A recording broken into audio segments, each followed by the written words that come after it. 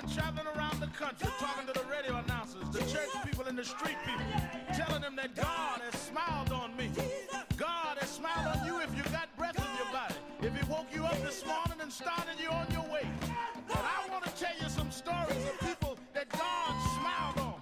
We know the story of Dr. Martin Luther King, how he started way back in Montgomery, Alabama in 1955, trying just to get dignity, trying to get respect. And he went all the way to the mountaintop. But he didn't forget about the brothers in the valley. He didn't forget about those trapped in the alley. And I hear Brother Martin King say, God has smiled on me. He's been good to me. Let me tell you, God has smiled on me. It's been so good to me. Then I see as Dr. King went on, another man stepped into the forefront by the name of John F. Kennedy, who rose up and said, let's not stand back. Let's not wait for a handout. Let's wait for a way out. He said, ask not what your country can do for you, but what you can do for your country. He said, don't us gravel and don't us moan, because God done smile on us. Let me say it. God has smiled on me. He has set me free. Let me say it. God has smiled on me. One more time. I want to say it real slow. I'll say God has smiled on me. He has set me free. Pick it up. God has smiled on me. He's been good. Then I went on by backstage at the Apollo Theater and I saw a man come out. They call him the King of Soul, James Brown. And James Brown said, Reverend, don't you worry. I started out as a shoe shine boy. I started out as a convict. I started out uneducated. But I learned to sing my song. And I sung it all over the world. I told him it was a man's world. I told him about the big payback. I told him Papa got a brand new bag. And all over the world, they can hear my voice. But Reverend, don't you frown. Don't you bow your head. Tell him what you told me, Brother Brown. I said, now God has smiled on me. He has set me free. Yeah. Oh, yeah. I want to scream, y'all. I want to scream, y'all. God has smiled on me. He has set me free.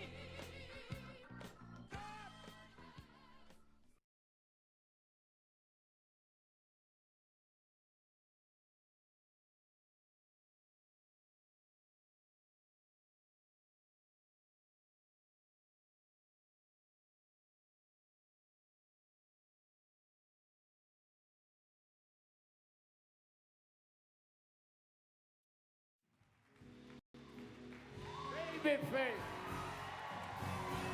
Every step I take, you will be there. Every step I make, we'll be together. Every step I take, you will be there.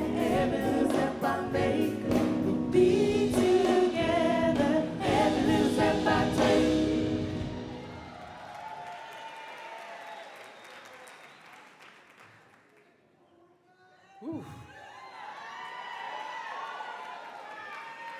Thank you so much. I was thinking I was going to prepare a speech, but I can't read those things anymore. Name's Babyface, not Baby Body. But I wanted to, I mean, you made me sound so good with those words. I was like, that was me? I was like, when I look at my life and I think of the music and everything that I've done, I used to say that I don't know where it came from. I don't know where the words come from. I don't know where the music comes from. I don't know how I got here where I am, but that's not true. God got me here. This is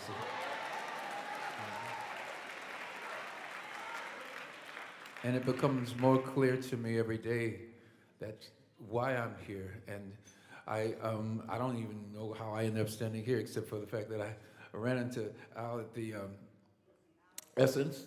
he was walking in the room, and I said, I got to go say hello. And he said, I want to honor you. And I was like, really? He goes, yeah, I want to honor you. I said, really? Yep. And here I am standing here, and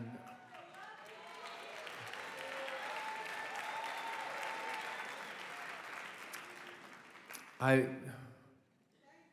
can well, thank you. I always want to do this, Michael. I love you too. I'm sorry.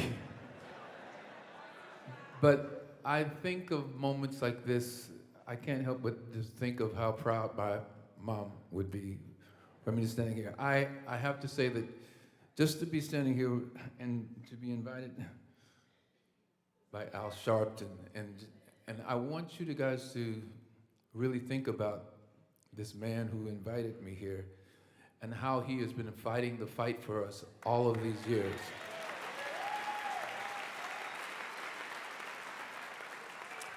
I don't think we give him enough credit. I don't think we give him enough love. Sometimes you just get used to people and you think, well, that's just Al. No. He's more than that. I want y'all to give him really love. Come on, let's give him.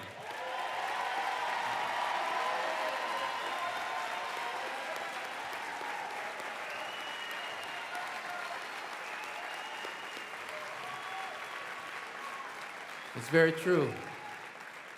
Because I can remember times, I'm 67 years old, I can remember times in Indianapolis, Indiana. Yeah, it's true, I'm 67.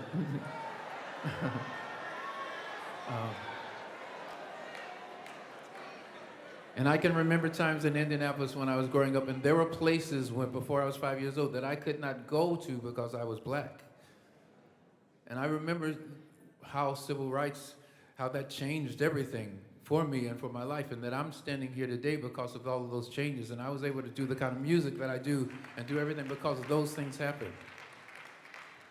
And so for me to accept an award like this, because I've never gotten an award like this before, and so I really appreciate it, and I'm just so thankful, and I thank my mom for giving me the sense to always be humble with my life and to never think that it's all about me.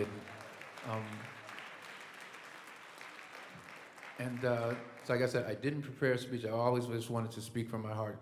And I'm speaking from my heart, and I want to tell you once again, Al Sharpton, you are a blessing to us all, and I thank you for inviting me for this, and thank you so much. Appreciate it, guys. Thank you.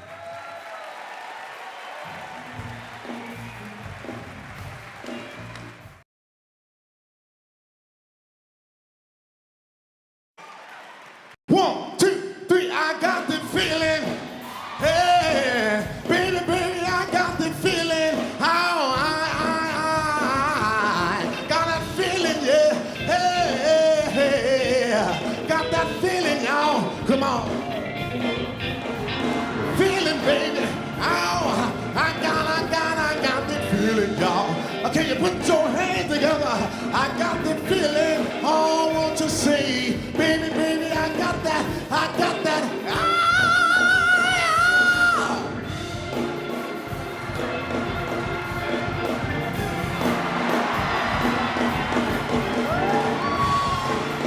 Baby, ow! Feeling, baby. Ow, hey, baby.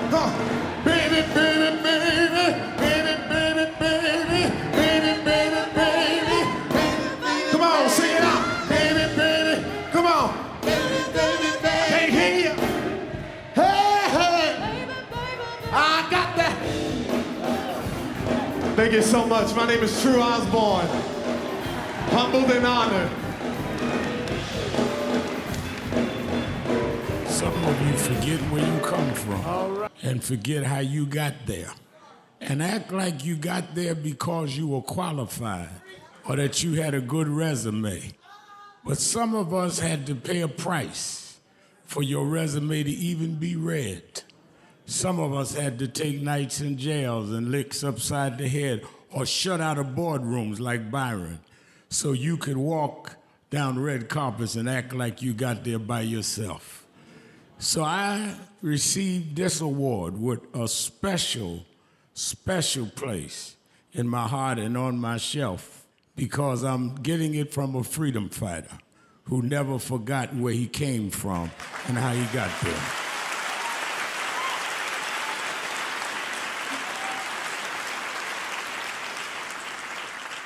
Yes, we've come a long way. We've had now a black president and now a black vice president, but we still can get shot down and have to march to get a case in court. We still can get shut out of boardrooms. We're still doubly unemployed in a good economy. So we're gonna have to keep marching.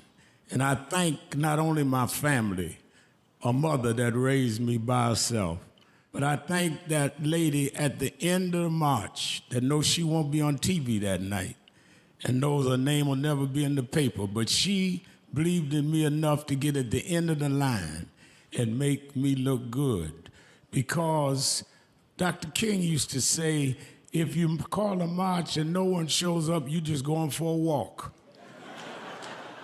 And I want to thank those that marched with me. 32 years ago, here in Los Angeles, we marched. And then many years later, with George Floyd and others, we're still marching. And I'm gonna keep marching, I'm gonna keep agitating, and I'm gonna keep going.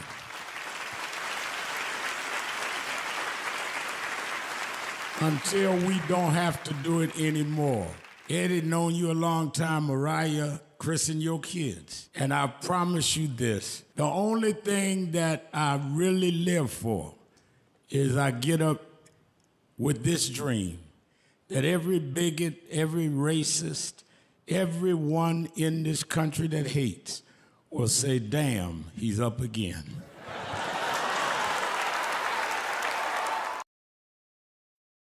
Reverend Al Sharpton, and we're back. 1-877-532-5797. 1-877-532-5797. Let's go back to the phone. Attorney Jennifer Jones Austin. You know, every day, Monday through Friday, I do 3 hours a day on Keeping It Real with Reverend Al Sharpton. I do 1 hour on Sunday mornings with Reverend Al Sharpton. And I'm live on radio and TV with the Saturday Action Rally. 7 days a week, I talk to our people, hear from them, to call in. I'm sick and tired of people talking for people that they don't talk to. So go on www.nationalactionnetwork.net. Listen to my show, call in, express your opinion. You don't have to agree with me. But let's start talking to each other rather than about each other and lecturing at each other. Let's keep it real with Sharpton.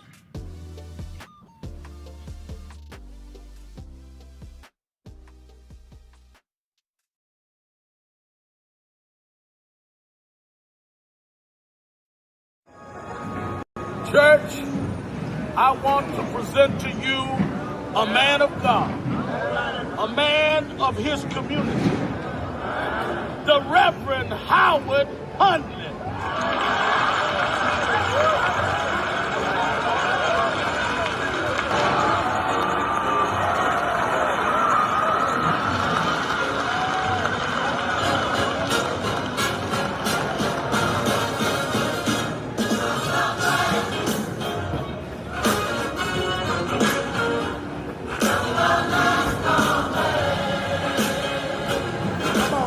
Together.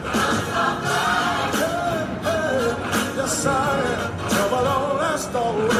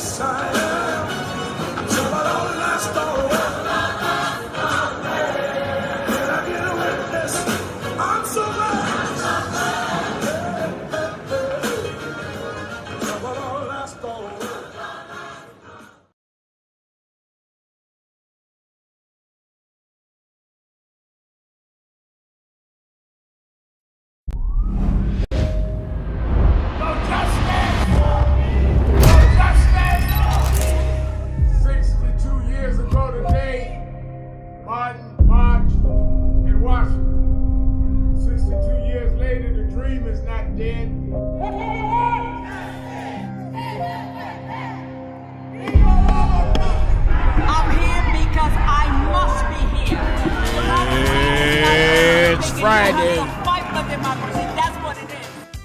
October the 10th. Do you know what time it is? It's Al Sharpton's time, and for the next 3 hours, it's time to put aside all pretenses, deception, denial, or fronting. The time has come to keep it real on Keeping It Real with Reverend Al Sharpton. A very good afternoon to you all across the country. And good morning to our West Coast listeners. And welcome to those listening on Sirius XM, Channel 126, The Urban View, where talk empowers and becomes action. Well, it's Exhale Friday, and I open up the phones on Fridays and let you know that you are welcomed here to express your thoughts, your views, your opinions. All you have to do is call me at 1-877-532-5797, 1-877-532-5797, or you can text a message on our message board by going to www.nationalactionnetwork.net and go to our live stream page and post me a message. Mayor Rodney Jones is on the message board already explaining, as we do during commercials, do some videos on the message board, and he's telling the other message board viewers that he's watching this. They had played a scene from New York Undercover, Season 1, Episode 15, and showed me speaking and the Godfather Gospel, Timothy Wright, in that scene. We talked about it this week, and the mayor of Queensbridge, Rodney Jones, was explaining to people what they were looking at, and that is exactly what it is. Then I see Forensic Accountant says, been listening since Shop Talk. Yeah, that was my first radio show, Shop Talk. So, been with me a while.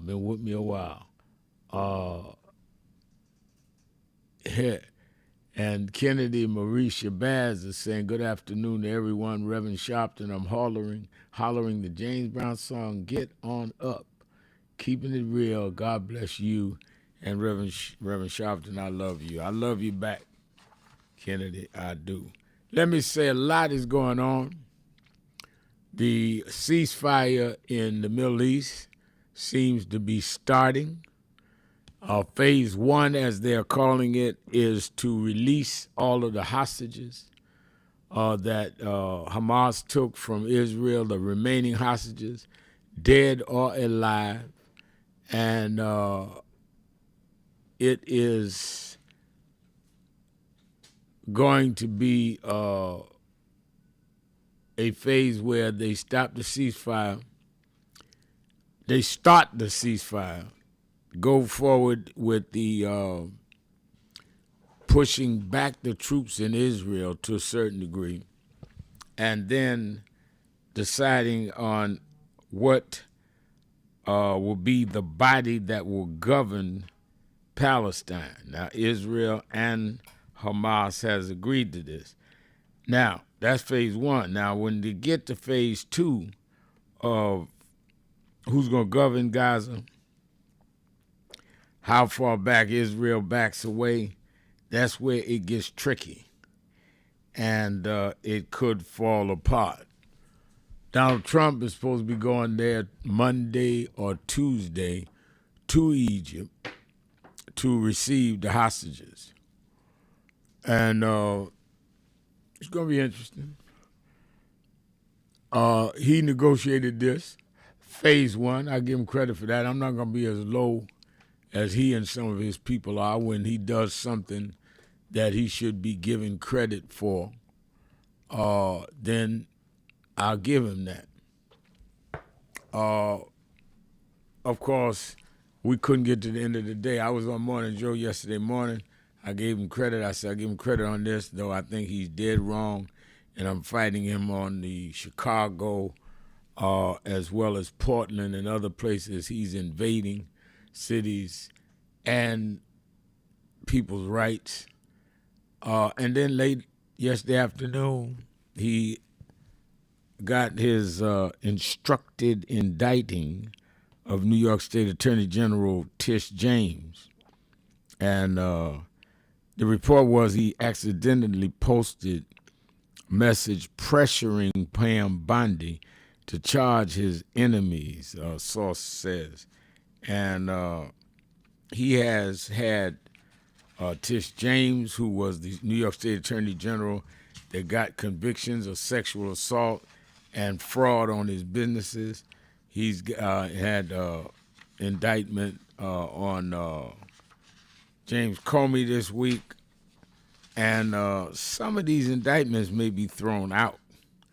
Clearly, if it's a revenge motive, and he is saying out loud, I mean, he put it on social media, he wanted them indicted.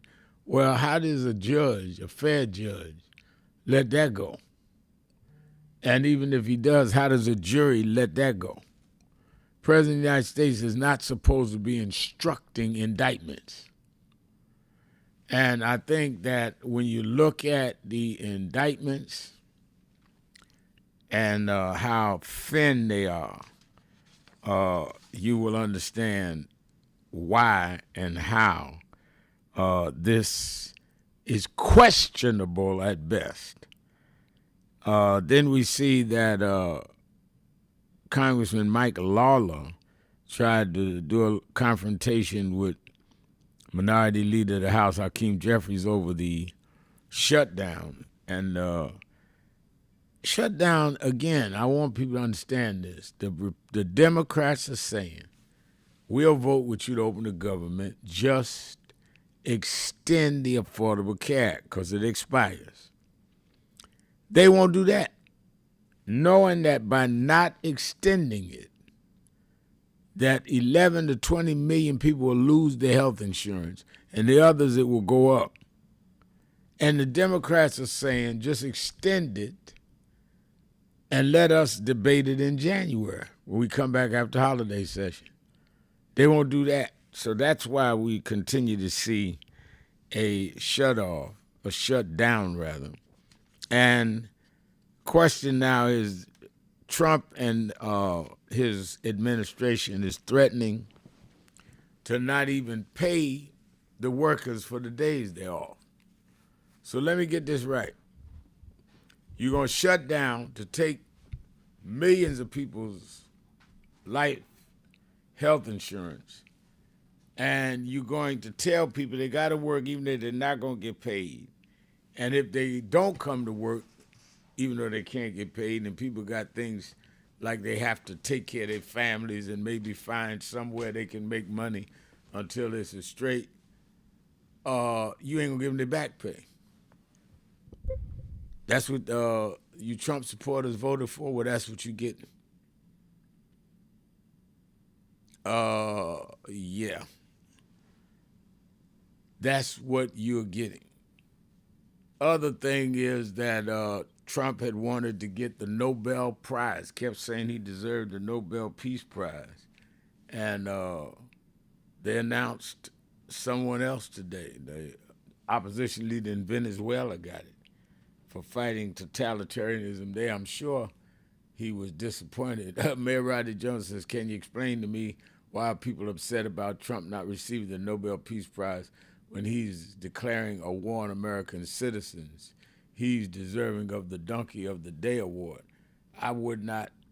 Only place I would disagree with you there is Donkey usually represents Democrats. Let's give him the Elephant of the Day award, and the elephant sat on him on that one. I don't see how somebody that pardoned people from January 6th, that beat law enforcement people and threatened people, and he pardoned them. which means it's acceptable, I don't see why anybody thought he should get a Peace Prize anyway. Now, again, the Peace Prize process in and of itself is interesting because Winston Churchill, who was a war general, a war officer, and was the Prime Minister of England during World War II, he got a Nobel Peace Prize, and Mahatma Gandhi, who was one of the historic proponents of peace and nonviolence, never got one.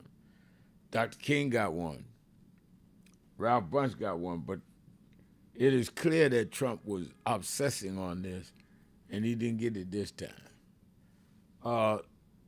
Lot to talk about today, lot to exhale, certainly on the indictment of Tish James. Isn't it interesting they went after Tish James now, went after the prosecutor in Baltimore, went after Fannie Willis in Atlanta, went after Comey, after all those black women he went after. Very interesting. There's a pattern. And I think it's a law enforcement kind of process that you follow patterns because sometimes there's a pattern of crime. Well, look like every black woman that messed with Trump, he made sure to come back and prosecute them. You gotta remember the people in Virginia, in that district office, that federal prosecutor district office, said there wasn't enough evidence to go after Tish James. They made him resign, put in one of Trump's former lawyers, and this lady's never tried a case, never been in the federal government. And now all of a sudden she indicts, and she couldn't even get the line item prosecutors in the office to sign on with her. She went and got 2 federal assistant U.S. attorneys out of North Carolina. If this don't sound like a setup, then I don't know what does. All right, let's talk about all of this. It's Exhale Friday, whatever's on your mind, whatever's in your heart. 1-877-532-5797. 1-877-532-5797. Shopton, keeping it real. Be right back. So who is Al Sharpton anyway? Who is this 33-year-old preacher without a church? A number of black New Yorkers as well. He is little more than a pudgy exhibitionist who can be counted on to show up, bullhorn in hand, at every racial incident.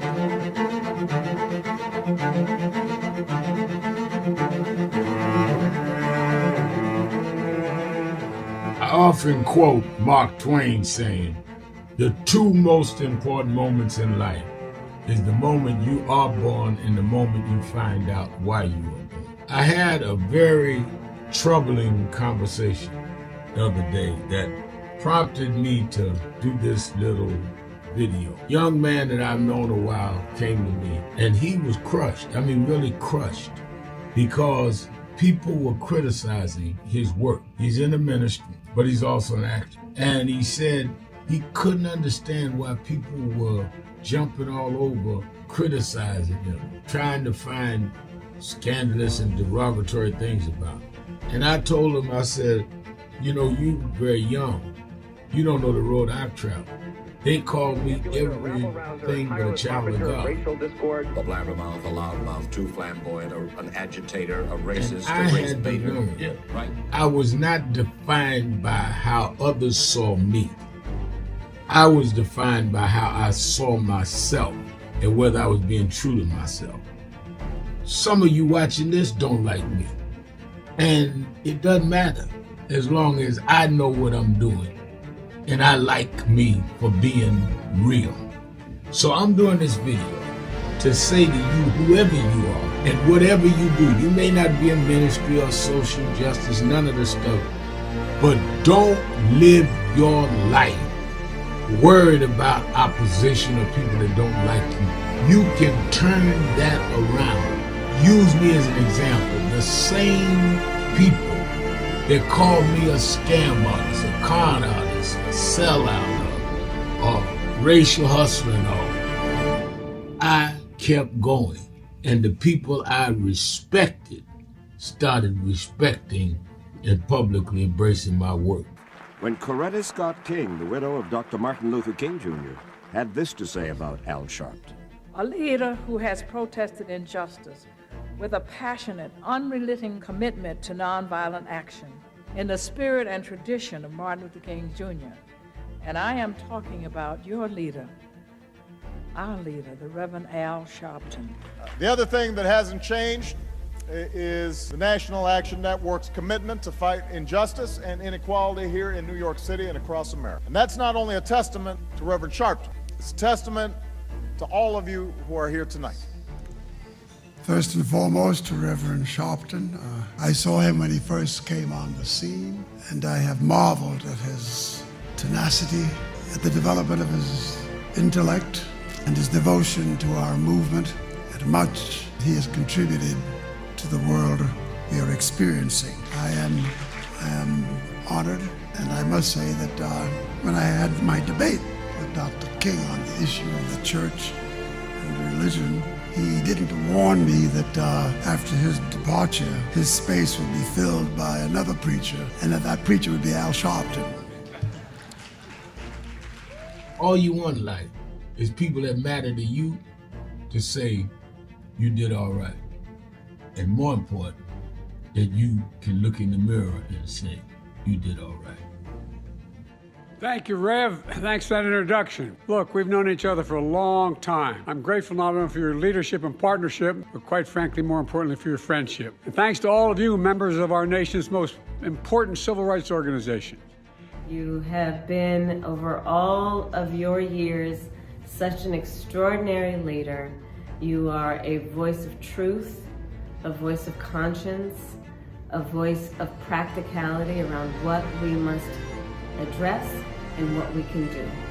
And I thank you so much for your friendship. I remember that most of the youth around Al's age, he was about 12, wanted to be like Connie Hawkins, a great basketball player, legend, or Earl the Pearl, or Clyde Frazier. Al wanted to be like Adam Powell, a powerful preacher with a social justice gospel. He was very close to, at that time, to Reverend William Augustus Jones, powerful preacher and social justice advocate, and Reverend Gardner Taylor State right down the street, and Bishop Washington, whose church he came from, and Reverend Sandy Ray. He wanted to be like these giant preachers. He wanted them to have the edge, however, of the King's social justice dimension. He wanted to be like them, now he's one of them.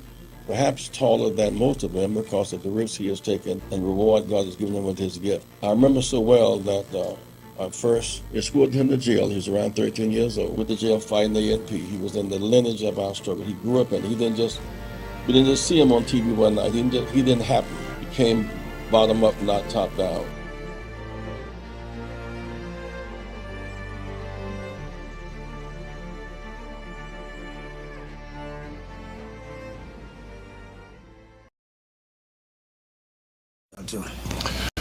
We have a young man in the studio who I think is an astounding young brother because of his youth. He's only 19 years old and he's accomplished a lot, and he's here to make a presentation to James Brown, and we'd like to welcome him warmly. His name is Al Sharpton.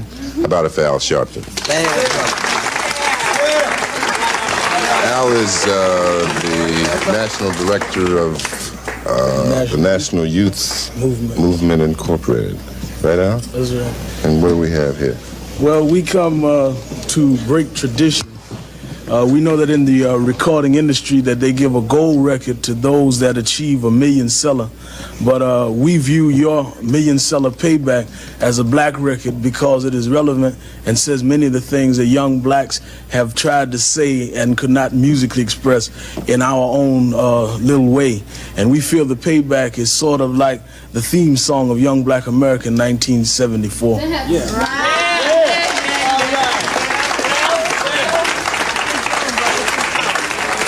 Now, before you go into the title tune of your latest album, you have a special guest. Yeah, I do have a special guest, a young lady. That's going to perform with you? Yeah, she's going to.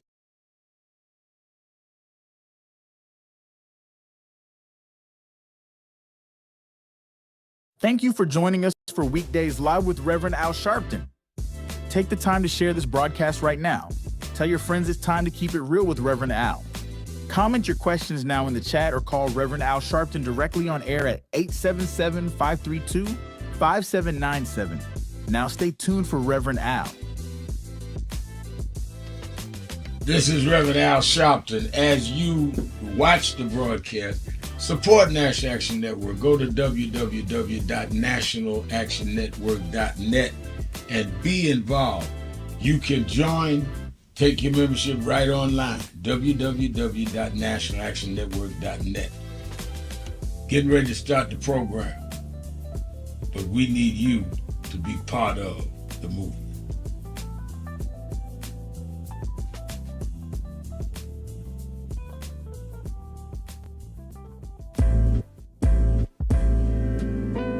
So it's become almost an unhealthy habit how much I'm listening to Keep It Real, because it is the realest thing on the air anywhere, whether it be online or whether it be on the radio or wherever it's coming into you from, because there's no one of Rev's importance and caliber who is as dominant a media figure as he is, who allows people to speak at length, and who he treats with equal respect and admiration with every call, whether he agrees with you or not. And I'm not going to throw shade at anybody, but there are a lot of people with big platforms like the Rev has who are afraid to talk to the people and who are afraid that the people will keep it real with them. And he never shies away from anything any of us want to talk to him about. And he doesn't shut you up. It's not a soundbite, it's a conversation. So I would like people in media to learn from this man who is carrying MLK's torch. Don't be afraid of people. Listen to them, respect them, and stand in God and stand in truth. Thank you, Nan. Thank you, Rev. Thank you, everybody who puts this together. Reverend Al Sharpton, and we're back. 1-877-532-5797. It's Exhale Friday. Whatever's on your mind, whatever's in your heart. 1-877-532-5797. 1-877-532-5797. Don't forget, watch Politics Nation with Al Sharpton live at 5 p.m. Eastern Time, both tomorrow, Saturday, and Sunday. I'm going to dig into deeply the whole question of the lockout, how we can break the cycle. I'm going to have one of the leaders of the Senate on. I'm going to have a look into what's going on in Chicago, where a judge has temporarily said that ICE and others shouldn't be there. I'm going to have members of Congress on. Sunday, I am also going to have on the chair of the Congressional Black Caucus to talk about what is going on with the indictment of Tish James, the New York State Attorney General. I'm also going to have on Rachel Maddow. Rachel Maddow is going to be on my show talking about the documentary she's produced on civil rights leader Andrew Young that will be on next week on MSNBC. So Rachel's joining me on Sunday. So watch both nights, 5 p.m. Eastern Time on MSNBC. You that are in the New York area or vicinity, meet me at the rally in the morning. I'll be at the Saturday Action Rally, 9 a.m. to 11 a.m. at the House of Justice in Harlem, 145th Street and Lenox Avenue. Don't miss the rally tomorrow. We're going to deal a lot on this shutdown and what we need to do about the Tish James indictment. Do not miss tomorrow morning. I'll be looking for you there. You that are not in the New York area, you can watch it live on Impact Television or on nationalactionnetwork.net live stream, and a lot to talk about there. All right, let me open up the phones. It's Exhale Friday. I am coming to everybody now. Don't do a sermon. Remember that other people are waiting to come on. So if I cut you off, I'm not being rude. I'm being considerate of other people.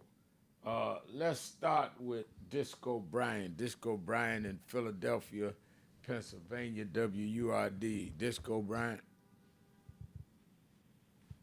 Exhaling with you, Rev. Thank you for coming back. And I will try to be as brief as I can. Of course, I want to discuss and solve all the problems in the world with you, but I know that is not possible. First, I want to just thank you for providing a platform that introduced me to the Stephanie Humphrey channel, where I had the honor of attending one of her Bible studies last night. That was wonderful. So thank you for that. And number two, what's shaping up in the Middle East looks like the pathway for Trump's unconscionable dream, a Nobel Peace Prize, as you mentioned. These so-called ceasefire proposals that Thomas Friedman praised this morning on Morning Joe are being dictated, Rev, by tyrants. The Israeli tyrant, the American tyrant, and the Arab tyrant. Despots, dictators, kings, and a felon. And so I think we all need to remember, since it seems to be have become forgotten for a very interesting reason, that the real alternative model of actual Jewish, Muslim, Christian unity for democracy is happening in Ukraine, where democracy is at stake, and where the Jewish President Zelensky made a Muslim his defense minister. And they are united in fighting that genocidal tyrant Putin. And that is a peace story that our coalition needs to continue to remember and be lifting up. Rev number 3, it is delightful to know that your daughter Dominique's incredible voice, vision, and courage, as well as that of Nan's vice chair attorney Austin, triumphantly carry your legacy forward, as yesterday's Keeping It Real proved. So please allow me to clarify a misunderstanding from my contribution to the message board yesterday at thedemocracy.fun. I intend nothing but respect and fealty to Nan's second in command. So when I say I think it's important for white and male leaders to support, defend, and be led by the Congressional Black Caucus, and specifically by black women, I am not kidding in any way. I'm trying to make the case that real men protect, support, and uplift women, and in particular black women. So my fealty, Rev, is to Kamala Harris, who gave a strong signal last night that she will be running for president again. My fealty is to Kendra Brooks here in Philly, as well as Jasmine Crockett and the Congressional Black Caucus chairwoman, Yvette Clark, as well as Leader Jeffries. So my fealty, Rev, as I have told you before, will never be to any Bernie-endorsed so-called progressive, because far too many of them have failed the test, in my view. Too many of them, as we expose in our YouTube video, called the Manosphere's Bernie bromance, joined the Manosphere in depressing Democratic turnout last year, and should be reflecting about that right now. So all I was and am trying to do, Rev, is buttress those many glorious sermons that you have given and continue to give since last year's election, where you righteously call out those who refused to vote for Kamala Harris. And I know he continues to join you on stages, Rev, but Mamdani continues to defend his reason for refusing to endorse Harris in the very same way so many TikTok poisoned voters, both Gentile and Jew, in my own family do. They blame Kamala and Democratic establishment for Netanyahu's war crimes. And that is the very narrative, the very framing that depressed turnout for her and delivered Trump 2.0 and this MAGA nightmare. So my question, Rev, is how do we hold Mamdani and others like him who continue to blame Biden-Harris for the war crimes of Bibi accountable without insulting him or sounding like we're attacking him? And how do I pursue a good faith criticism of his bad faith framing without insulting your second in command, people I love and cherish and respect?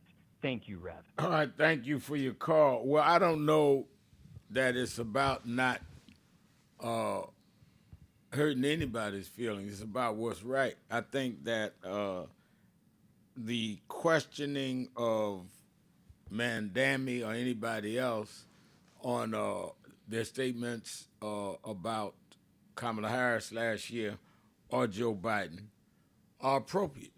If you're not going to be able to answer the questions and be addressed as being less than what people wanted at the time, you shouldn't seek office. So I don't think you should apologize for that.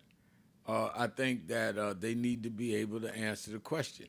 And I think among the answers could be, maybe I was wrong. And I think people are ready to accept people that are honest about, maybe I characterized it wrong, maybe I should rethink it, or I stand by what I said. Either one will do. I hear the music. Let's take a break. We'll be right back. Keeping it real. Shopton. Be right back.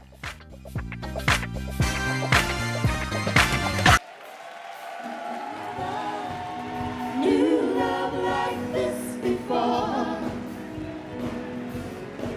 'cause I never knew love like this before.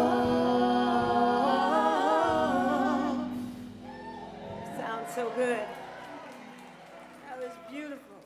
Thank you, everyone. I am humbled and grateful to be here with you tonight. I love you too. I love you too. It seems like I've known Reverend Al Sharpton all my life. My mom was such a fan of his, and I've seen him through my life in LA at MCA Records. When I was there, he'd come through, you know, and get those people straight about our contracts and talk about that. And I haven't been honored a lot. Maybe this is my second time, and I'm 68 years old.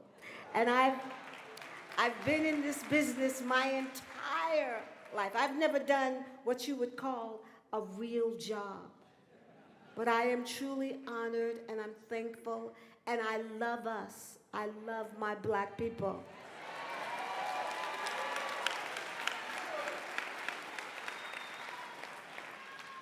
And I fight for us, and I want the women, the black women, to really know their worth. Know that they're queens. That's important to me. That's how my mother raised me. My mother was militant, I guess, when it wasn't trendy, yes. Because when I was a little girl, my mother and father would drive in Brooklyn. I'm from Brooklyn, Bed-Stuy, do or die. And when she would see police officers handling black children or a black boy or a girl, she would have my father stop and say, she'd get out of the car and she'd say, "What's going on here? Wait a minute, what you doing?" All the time. So it's natural that I'm that way, because I'm so tired of seeing our black men beaten with handcuffs. They have handcuffs on. That's important to me. That's my fight. I want love in this world. We're living in some, I love you, I love you. I never knew love like this before. I can't sing because we just finished doing 3 shows back to back. And I flew in this morning, and because Reverend Al wanted me to sing home. There's no way I could sing home, but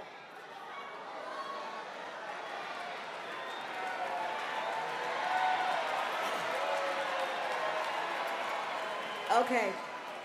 When I think of home, I think of a place where there's love overflowing. I wish I was home. I wish I was back there with the things I've been knowing. When that makes us tall grass bend into leaning, suddenly the raindrops that fall have a meaning. Sprinkling the sea makes it all clean.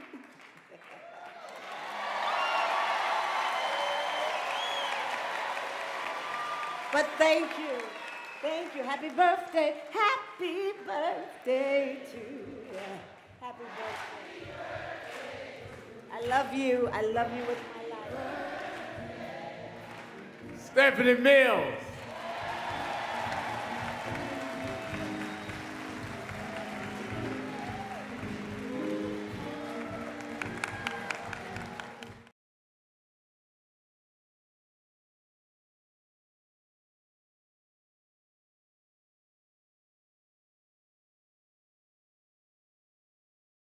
And I think that is extremely important about the funding. But I also want to add how they're changing what can be taught. You have states outright saying you can't teach Black history and you can't teach certain other histories and the curriculum.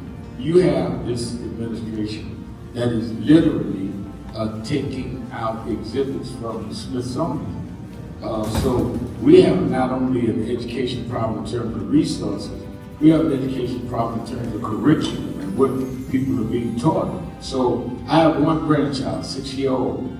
When he gets to high school, it may be just against the law for him to learn about certain parts of American history, which includes Blacks. We don't want to talk about slavery. We want to talk about the good side of America. Well, what does that mean? That's not history. Everything was not good.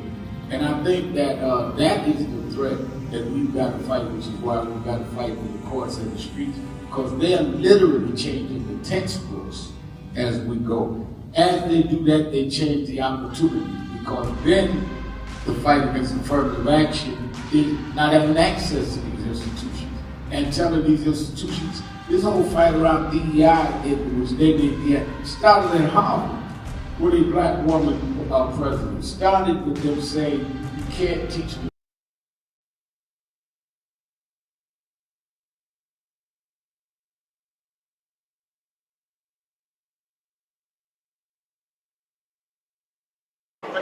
Tony Wafer, Los Angeles chapter, NASDAQ Network.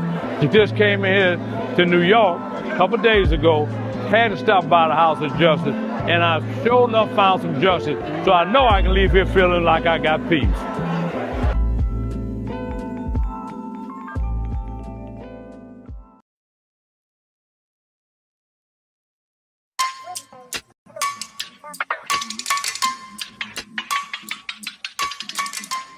Hey, what's up? They're doing, thank you. They're doing What's on Your Mind? Yeah.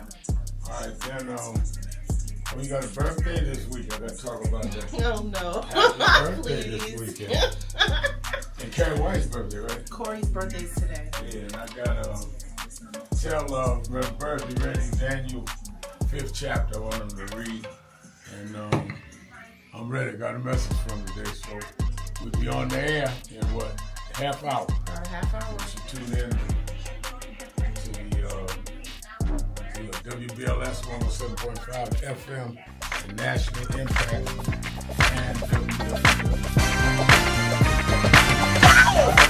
You're live, Russ.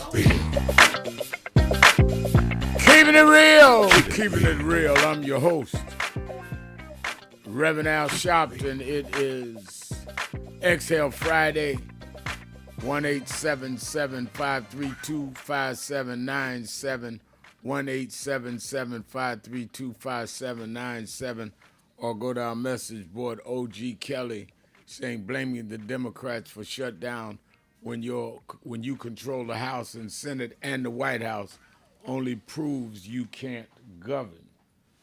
Let's go to Demetrius in Milwaukee. Dimitri in Milwaukee. Yes. Hello, Reverend. Hello there. How you doing? I'm doing well.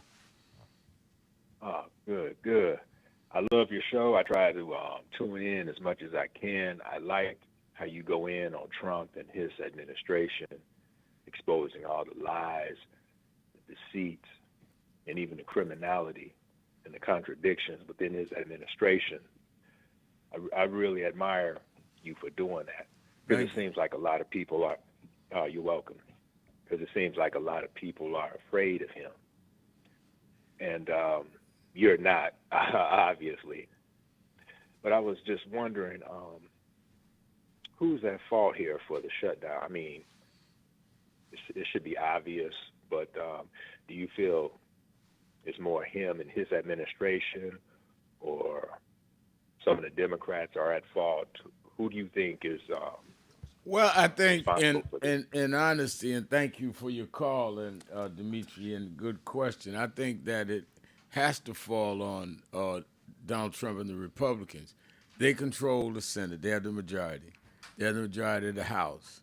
They got the White House. They even had the Supreme Court. So you can't say that we are in control of the government, but when the government shuts down, it's not our fault. The fact of the matter is, I think the Democrats are doing, in this case, what they're supposed to do. They're saying, don't let the Affordable Care Act expire. And if you just agree to renew it and we can pick it up in January, then we'll vote to keep the government open. If you don't, we're not going to let the Affordable Care Act expire on 11 to 20 million people, which is what they always wanted to do, is in the Affordable Care Act, and have these people lose their health insurance or lose it at the cost they can pay, because this is what you want to do and you're going to use the shutdown to do it. So I think they're at fault. But thank you for your call. Let me go to Wale in New York. Wale. How you doing today, Rev? I'm doing good. How you doing? I don't know. I think the switching of the seasons sometimes, make you feel kind of weird, But like you said, you don't want a soliloquist. That's the word my sister used. She don't give me a soliloquist. I think that's how she pronounce. But I just wanted to say two things. If what's his name? Gonzalez, that comes to the rally, Joe Gonzalez, if he's listening, I want him to come to the rally tomorrow because I need to talk to him. He's very concerned about NYCHA, and I just want to share some stuff. So Joe Gonzalez, if you're listening, I saw him on TV the other day. He was at City Hall at one of the hearings. He left, though. He left too soon. I guess he got tired of waiting for the public to testify, so he left. I saw him when he walked out. But hopefully he'll be there at the rally tomorrow so I can get his phone number. The other thing that Reverend Sharp, I'm very, very concerned, and I know, like you said, don't give a soliloquist, just make it to the point. I've been listening to these radio shows lately. A lot of them are organizations that deal with indigenous people. So they'll tell you, we're here to represent the indigenous people, the trans people. They bring up trans and the people, the Israel and stuff like that. And I really, Reverend Sharpton, I really want to be able to accept everybody, Reverend Uncle Sharpton. I want to really, from my heart, be able to accept everybody, because, like you say and other people say, we're all on this planet. We got here. Everybody's an individual. We all feel the way we feel. Who is anybody to ostracize anybody because we ain't God and all this kind of thing here? And then we're told, Reverend Sharpton, that, live and let live. Or, we're told if you really love that person and they're gay, if you really love them, you're not going to put them down. You're not going to ostracize them and all this kind of thing here. But what about the people who really feel that, no, I don't like my son is gay. No, I don't like my daughter's trans. Why do we always have to feel like we have to convert to how other people feel? We have to change how we feel. Because gay people are very firm about how they feel. Gay people are very focused. Trans people are very focused. So why is it that people who don't like those things, never mind feeling that they're wrong, never mind Reverend Sharpton believing that, God made Adam and Eve, not Adam and Steve. Put all that on the side. Just how you just naturally feel that it just ain't natural or whatever. How do we cope? I know we need to talk about it more. We don't have a lot of venues, if that's how you pronounce it. But we can create our own. vineyards. There's so many ways you can do a podcast. You can do a YouTube channel. Or there's a lot of stuff out here. So I realized that part. But how do I cope, like I hear these people, they include, they'll say, oh, the blacks, the Jews, and the gays, and, as if we all whole conspirators or something. But when people really don't, not so much say that they don't agree with it or God didn't make them that way and all this kind of thing here, but they weep. I feel you. It's a very good question, complex, and the best way I can answer it, Wally, is say that I think people have the right to say whatever they want to say. They don't like this one, they don't like that one, they don't like gays, they don't like trans, they don't agree with this, they don't agree with that. What they don't have the right to do is to say, therefore, since I don't like it, they should not have the same rights and privileges I have. As long as you don't impose on their rights as a person to do whatever everybody else could do, then I think you had a right to have your feelings about it. But here's the other part of that. You also then have to accept people that don't like you. So, and as long as they don't infringe on your rights, then that's fine. See, what I say to people say to me, Wale, well, Rem Al, you support LGBTQ rights. Yeah, I support the fact that they should be able to do whatever everybody else does. Yeah, but I got a problem. I'm not comfortable with LGBTQ people. Okay. But if we get a standard where you're being uncomfortable with people because of what they are, then suppose somebody on your job say, I'm uncomfortable because they black. Oh, no, well, that's racist. Well, then that's homophobic. You can't have it both ways. If you're going to make the law that it's all right to treat people differently because you don't agree with them or you don't agree with how they are, then you're setting up the law to do it to you. You had people for centuries, wait a minute. You had people for centuries saying that being black was the curse of Ham. They could say the same way people say about gays, that God cursed them, and they believe that. But they don't have the right to legally force that is my problem. But Uncle Sharpton, what I'm trying, and that's why I'm learning how to just like be quiet and just meditate. I'm really learning how to meditate because you wanted to say that you don't want to hurt nobody's feelings or whatever. I personally think, I'm not talking about laws though. What I personally think is, I think people can pray. I think the young people just give in too easy to stuff. I think they give in, Uncle Sharpton. They're giving in to stuff. You have to be able to, because when we was coming up, I'm around your age too, a little younger than you. When we was coming up, there was no whole, you didn't have a gazillion colors. You had black, white, gray, and brown, correct? You didn't have all these different choices, and nowadays everything, you got so many choices or whatever. But we were able to think, they did give you, your parents did give you a little bit of a leeway to think. They let you go to the park. You didn't have to have a chaperone to go to the park when I was coming up, and all this kind of thing here. So what is it that I'm trying to say? I think if something don't feel uncomfortable to you, by all means, pursue it. But if it feels uncomfortable, you got to go within your thoughts. Hopefully you believe in God, and then you can meditate and, well, Lord, what should I do? And hopefully he'll give you an answer. But to just submit to stuff, I think the people nowadays, we don't give ourselves a chance to fight. Because if I'm born a girl, there's a lot of goodness to being a girl. That sensitivity, that bubblegum pink, that I don't know who figured out pink is for girls and blue is for boys, but it's a good thing. That's my favorite color, bubblegum pink. And that femininity and wearing the dress and being feminine, that's a beautiful thing. And if there's something beating you to death to try to get rid of that femininity that's in you, you give that thing a black eye and you fight for your femininity because it's a beautiful thing. It's got a wonderful fragrance.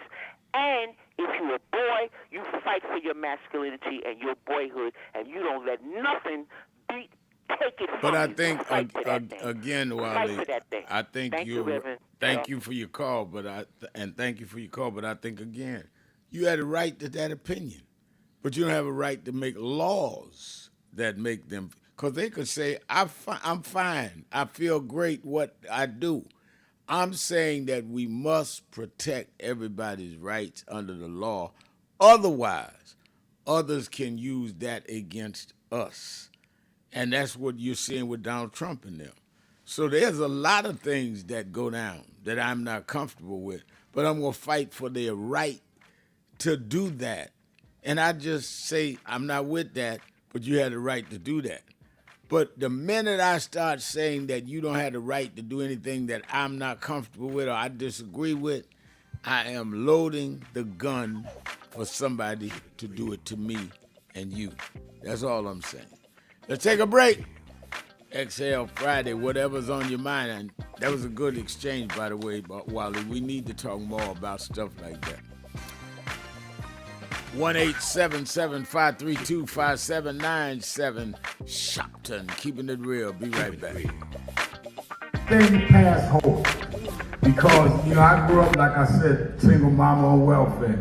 And my mother told me there's a part in life that hope's gonna run out.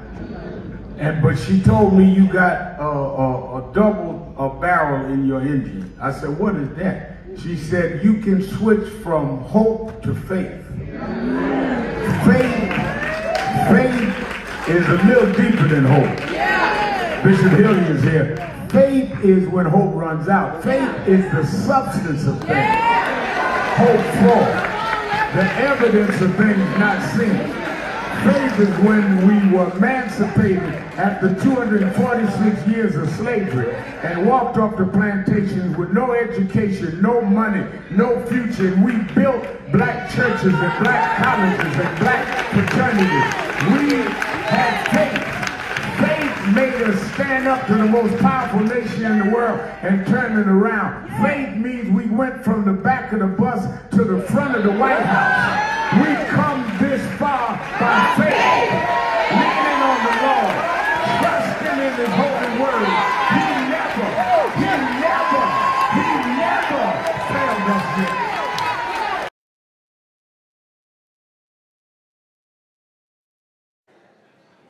Some people report the news, others interpret it, but there are those who transform it into truth.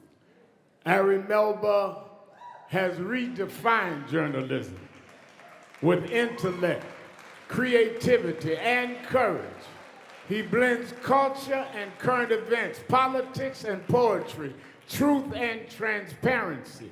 And in doing so, he reminds us that storytelling is a sacred work. Ari understands that our narratives shape our nation, and he has used his platform to highlight issues that matter to the people, not just to the powerful. Tonight we honor him for bridging art and activism, for using his voice to educate, inspire, and empower. Join me, please, in celebrating Ari Melba, recipient of the President's Award of Historic Transformative Leadership.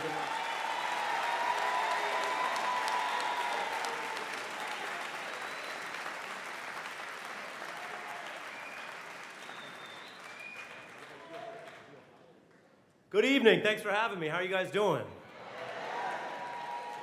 First of all, Babyface is 67 years old. We might need a fact check on that. What an honor to be up here with Rev and everyone else. When Rev started out, they said, he's just doing this to get on TV. Now he has a TV show. He kept along and they said, well, he's just setting himself up to run for office, be a politician. Now he has the politicians coming here to be accountable to you. We're celebrating his 71st birthday, God bless. I don't think he's planning to run for office in his late 70s or 80s, although people do that nowadays. I don't know if you've heard. So as far as I can tell, maybe he was doing it for the people.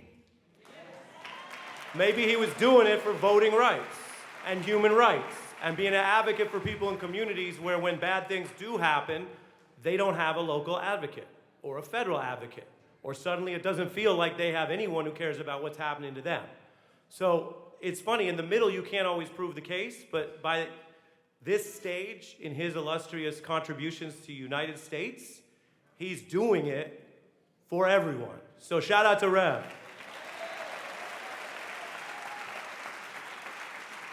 I'm really honored to get this award. My grandmother was a refugee. My father's an immigrant. Like a lot of other people that I get to interact with, I'm very aware that my worst days are better than some of their best days. And so I keep that in mind, and I know Rev does and a lot of other people do. This award was called Leadership in the Arts. I'm honored by it. I love the arts. I won't say whether I've ascended to being a leader in the arts, but I will share with you the leaders I learned from. I learned civil rights from Sam Cooke. I learned about colonialism from Bob Marley. I learned about activism from Gil Scott-Heron. He said the revolution will not be televised. We're working on that. Reb and I are working on that. I learned about the media from KRS-One. I learned about politics from Public Enemy. I learned about police brutality from Tupac and about feminism from Lauryn Hill. So when I was growing up, I did okay in school, but I was quickly learning as a teenager there was all of these parts that weren't in the official story, but they were true. So yes, we try to reflect some of that in our reporting. In times like this right now in America, art and free speech are under attack. It's not just the historians, bless them. It's not just the normal newspaper reporters, bless them. It's also the comedians, from Kimmel to D.L. Hughley. It's also the artists. We've seen the crackdowns on people who sing or share their thoughts through other forms of expression. And so, in a moment like this, as we've seen in, unfortunately, other countries around the world, it feels like just telling the truth becomes a radical act. That's a bad sign for the health of your democracy. But the truth can help redeem our democracy. So I'll end with a bar. Is that all right? Should we do one bar? From New York's own Jay-Z, Sean Carter, Hove. He's talking about people that might not be truthful with you, that might not keep it up. 1, 2, 3, I got the feeling. Hey, baby, baby, I got the feeling. How I got that feeling, yeah. Hey, hey, hey, got that feeling, y'all. Come on. Feeling, baby. Oh, I got the feeling, y'all. Can you put your hands together? I got the feeling. Oh, won't you say, baby, baby, I got that.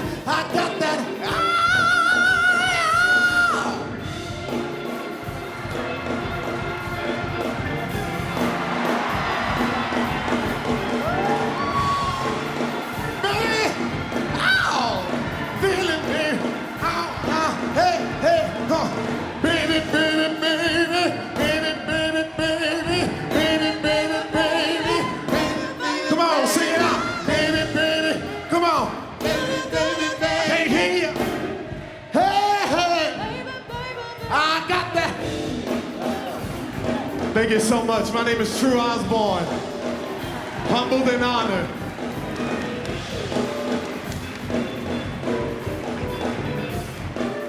All right.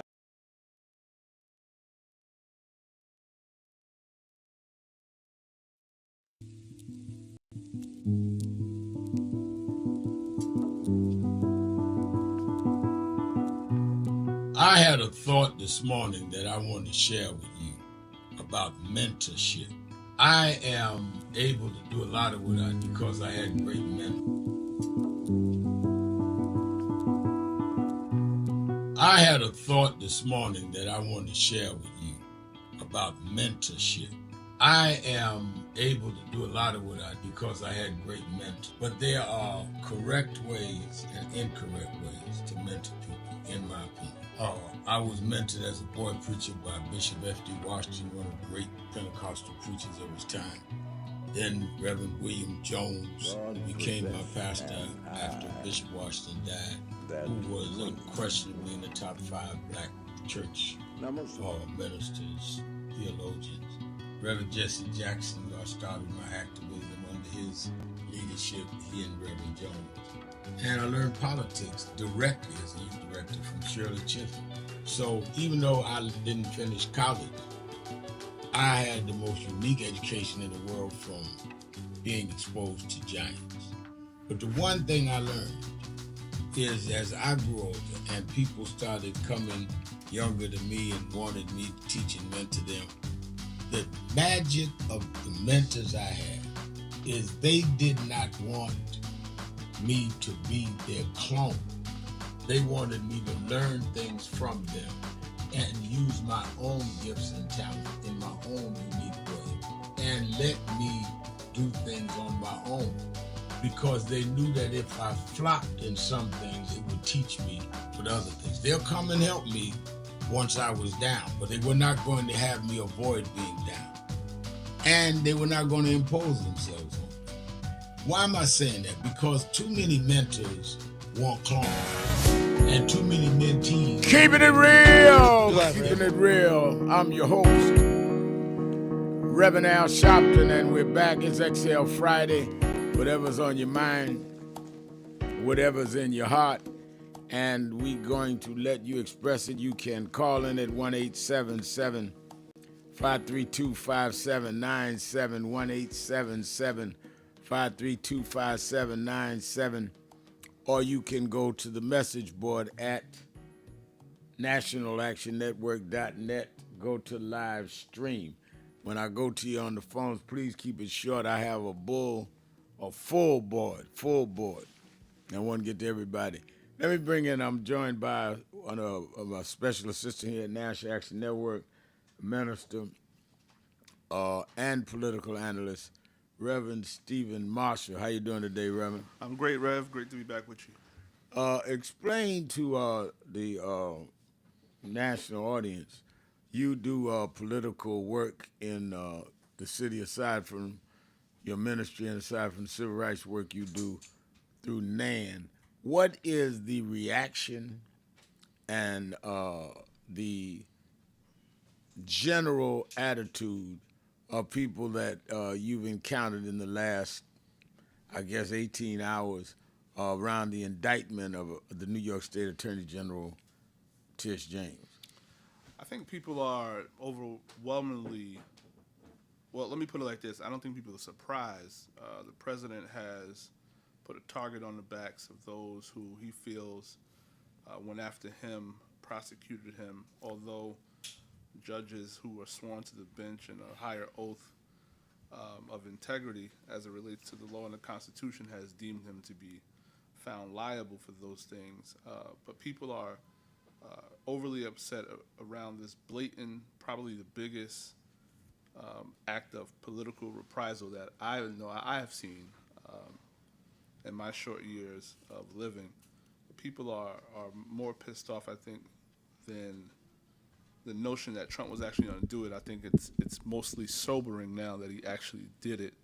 And so people are very, very angry, outraged. I think at the same time people are organized around, it's almost the saying that it doesn't hit home until it hits home. I think Tish is a part of our community locally. She never became successful and left the community so people can touch her.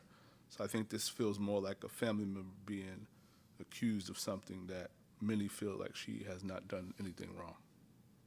I think that's a good assessment. Let's take some calls. Let me go to Jerry in Cleveland, Ohio. Jerry. Hi, how are you doing, Reverend? I'm doing well. How are you? I'm pretty good. I just wanted to make a few quick comments. Number one, to that lady who called you and spoke, we got to stop falling for the hype, because one thing, and I'm going to say the billionaires, the millionaires, want to do is separate us. They want to get us looking at each other so they can, so as they say, the right hand won't know what the left hand's doing. While they're doing things to us, they have us turning against each other. And Jesus said to love your neighbor as yourself. So spite of you could dislike some of the things they do, but you still have to love that person. And number two, one thing I wanted to bring up is hopefully you could get a chance to ask these representatives, what are they doing to get the black vote? What are they fighting for? And what are they going to do to challenge the voter suppression that's going on? How people are being taken off the voting rolls. The only one I really hear is doing something, and I know you're more knowledgeable about who's doing what than I am, Stacey Abrams. Where, I'm hoping to see more Stacey Abrams out here that are doing things that are, registering people to vote and get people to understand if you haven't voted in a year or maybe 6 months, you need to look and make sure you're not taken off the voter rolls. Another thing that I want looked at is I hope they start looking at many of the things that Donald Trump is saying, because he's causing divisiveness. It's not white, black.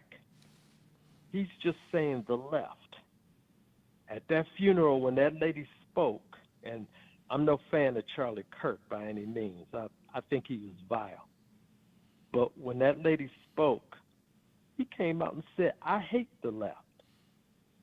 Yeah. What kind of statement is that? Why can he get away with making statements like that? But then you, for example, if you say the least little thing,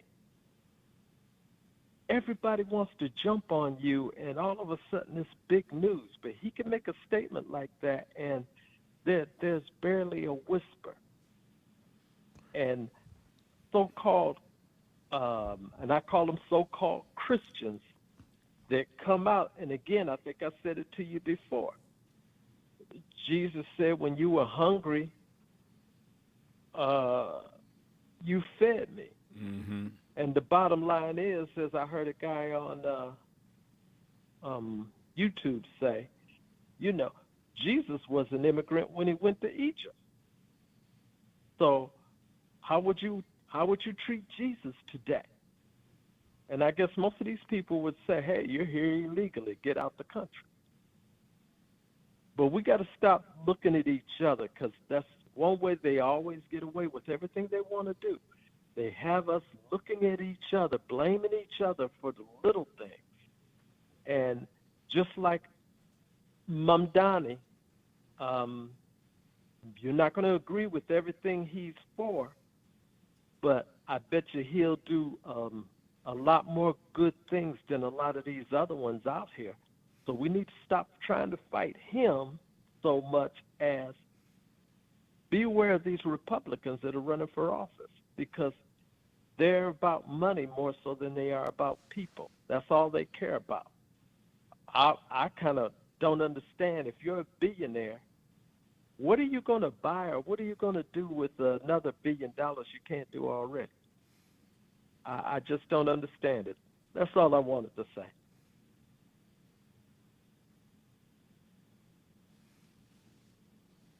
Hello? I'm here. I was reading bulletin report that there's some upgraded petitions, if I'm reading this correctly, that Tish James lawyers are now putting into the court to try and get the charges dropped. I'll dig more into it and come back to that.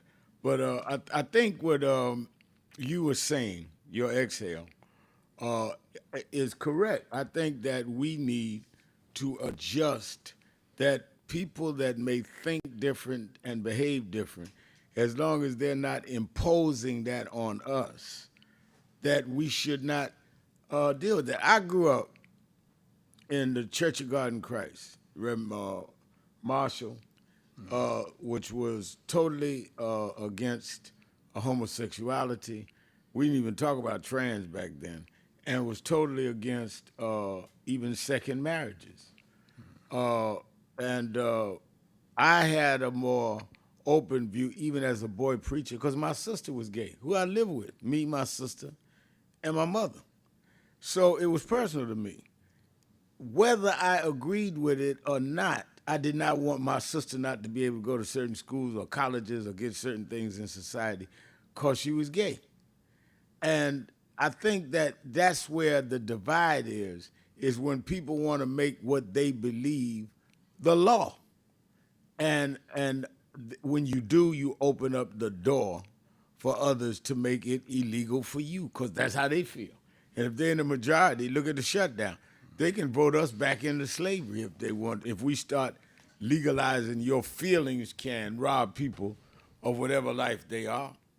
Absolutely. I think you hit it on the head. I think all of us have preferences, biases, and what we staunchly believe, whether it derives from your religious or cultural upbringing.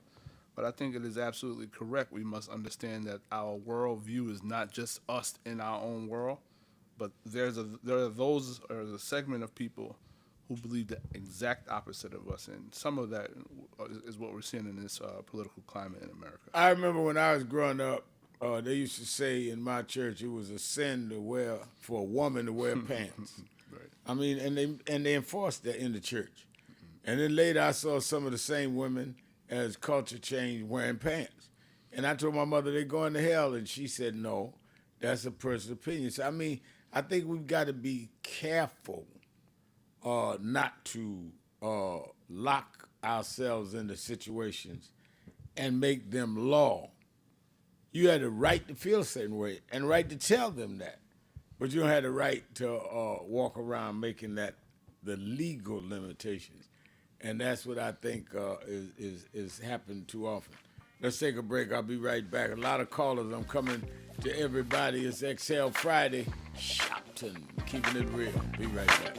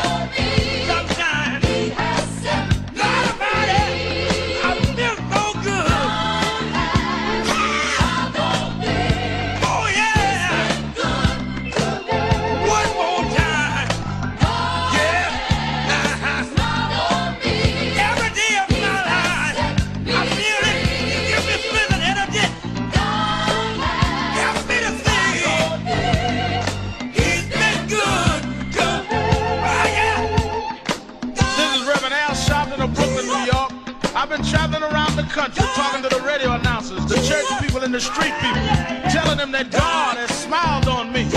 God has smiled on you if you got breath in your body, if He woke you up this morning and started you on your way. But I want to tell you some stories of people that God smiled on. We know the story of Dr. Martin Luther King, how he started way back in Montgomery, Alabama in 1955, trying just to get dignity, trying to get respect. And he went all the way to the mountaintop. But he didn't forget about the brothers in the valley. He didn't forget about those trapped in the alley. And I hear Brother Martin King say, God has smiled on me. He's been good to me.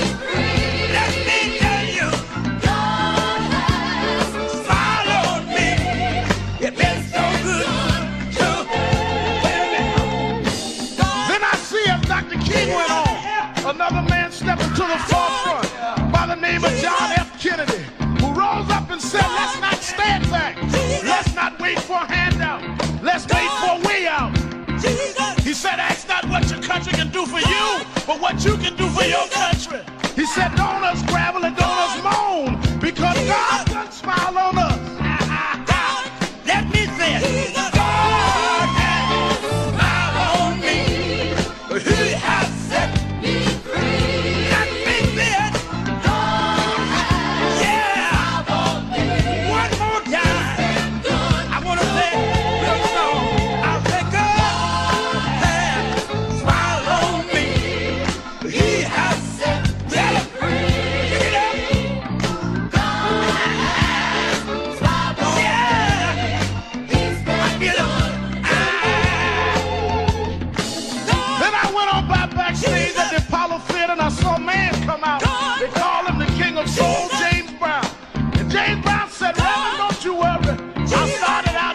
shoeshine boy.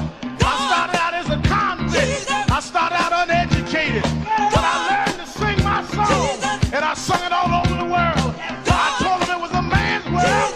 I told them about the big payback. I told them Papa got a brand new bag. And all over the world, they can hear my voice. But Reverend, don't you frown. Don't you bow your head. Tell them what you told me, Brother Brown.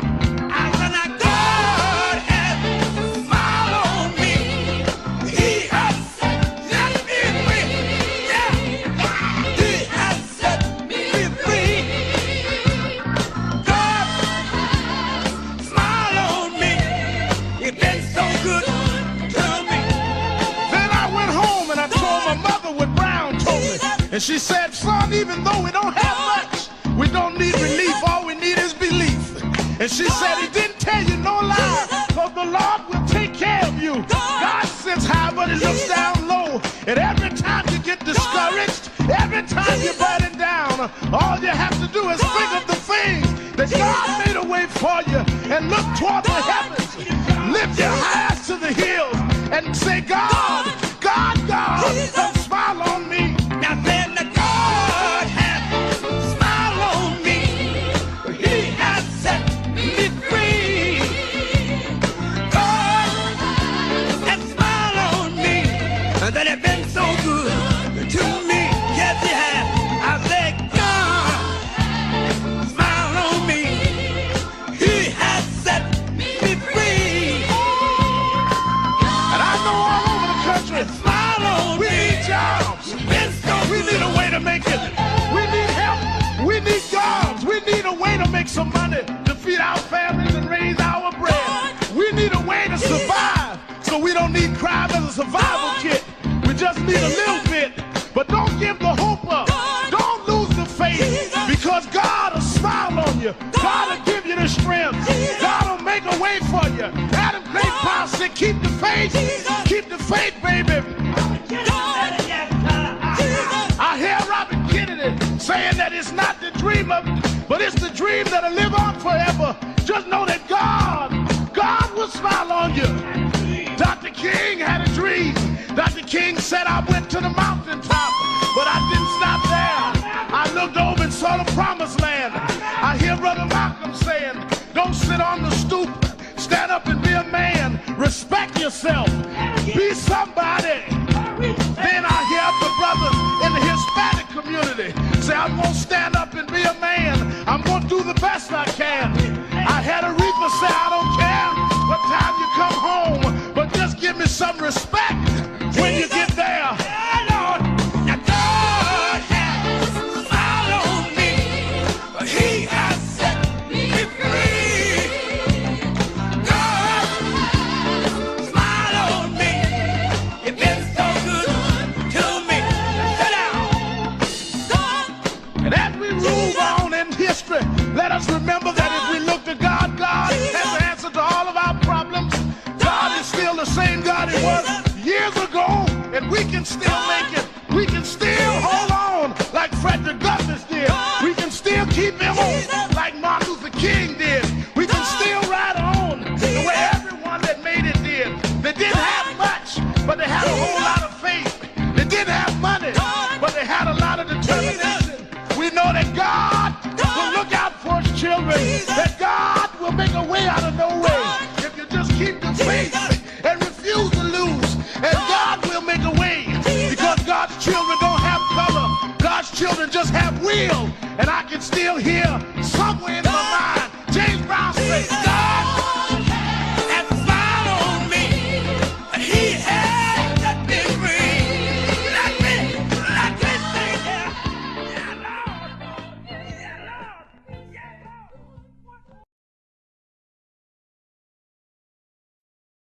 Many people cannot focus because they have not really come to terms with their calling and life purpose. In order to focus, you must also be clear on what you're focusing on.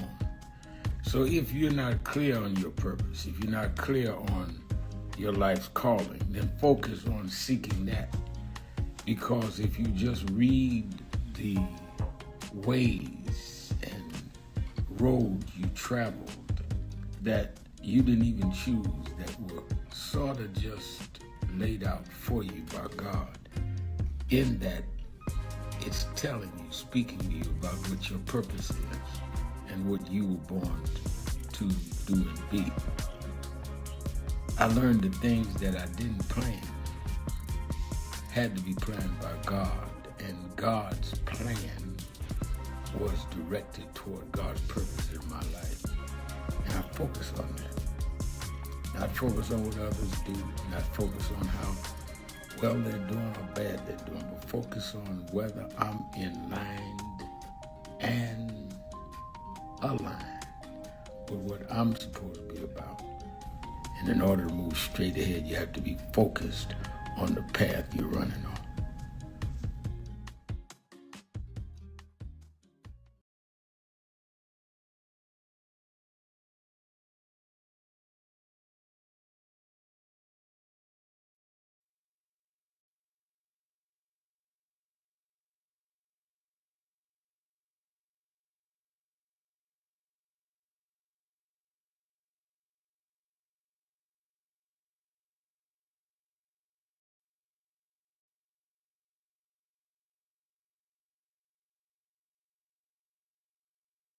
Senior Advisor Nan, Reverend Stephen Marshall, sitting in with me this hour. Let me read from the message board. James Thomas is saying, it just boggles. I'm trying to get it, y'all move it while I'm talking. You miss it. Okay. It just boggles my mind to see how people can vote against their own interests and yet complain about it. Yeah, it is kind of mind-boggling, James. They voted for it, and now they're upset with it. I think you raised a great, great, great point. And Ken Washington saying, good afternoon, everybody. Good afternoon, Reverend Al Sharpton. And let's go to the phone. Let me see which lightning rod's on his mind today. Lightning rod, you keeping it real with Sharpton Marshall on XL Friday. What's good, Reverend Al Sharpton? How you doing, brother? I'm doing very Uncle, well. cousin, brother. Yeah, I feel like I'm related to you, man, politically, man. You know, we go back and forth, you know what I'm saying? But let me say this, Reverend Al. I am bringing 1,000,000% energizing power to truth. 1,000,000% energizing power to truth. So I wanted to talk about Kamala Harris, and then first let me talk about Trump and Kwame Kilpatrick. Shout out to the greatest hip-hop mayor, Mayor Kwame Kilpatrick. Now, the point was, Rev, 2 days ago when we spoke, I think I didn't make the point clear. Even though Donald Trump does some things wrong, majority of things wrong, he can be reasoned with somehow, some way, because he did free Kwame Kilpatrick. So he can be reasoned with. The right people, like you and your team and your people, Obama and them. So somehow, some way, we have to, of course, keep going against him, but we have to be able to try to reason with this man, too, because he has some sense. If you free Kwame, the greatest hip-hop mayor of all time, I'm all for that. Now, let me get to Kamala Harris, Rev. What do people not understand? What is it that she doesn't understand and African-American people do not understand? They will have an African-American woman become president before a white woman. Not me, them. Because you got so many low-key bigots and racists, even in white women. They're not going to vote this woman in before the white woman. So I would like to see her not pursue that, but if she does, she just needs to know she's going to have to hold off probably for about another 6 or 7 years, because the proof is in the pudding. The writing is on the wall. If you got nothing but white males who've become president, they're just hungering for a white woman to become president first. So with that being said, Rev, I'm going to drop the mic, because that's a mic dropping. All right, thank you for your call. Let me thank you for your call. Let me respond to that, and you can as well, Reverend Marshall. One, I think that there are those that may be able to reason with President Trump, and they ought to do that. I don't think that is my role and others' role, who has been opposition people to him way before he was president. I marched on him. And he tried to be friendly later, and then just didn't. To me, is systemically wired in a bigoted way. But if there are those that can talk to him, as you say in the case of former Mayor Kwame Kilpatrick, I'm not opposed to that. Everybody got a role. That's not my role. And I think that people need to understand different lanes, different roles. When Obama was in, there were people that were in his cabinet and that headed different departments. That was their role, to help Obama do that. That wasn't my role. My role was what I do now, civil rights, radio and TV. And I supported him from those platforms. If I had questions, I would question it. And unfortunately, I had access where I could talk to him. I don't think you can talk to Donald Trump from my position or others' positions that have been critical of him. He's not demonstrated enough maturity to be able to deal with people like that. Lastly, whatever he does, from what I've gathered down through the years, is transactional. He does not do anything for anybody or take any stand. He ain't get something out of it. And being that I'm not giving up nothing, there's no reason for him and I to have a conversation.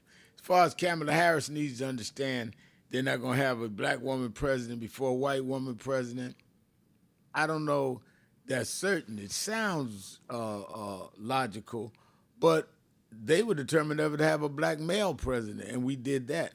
I don't think, Rod, that progress is determined by those that are in power.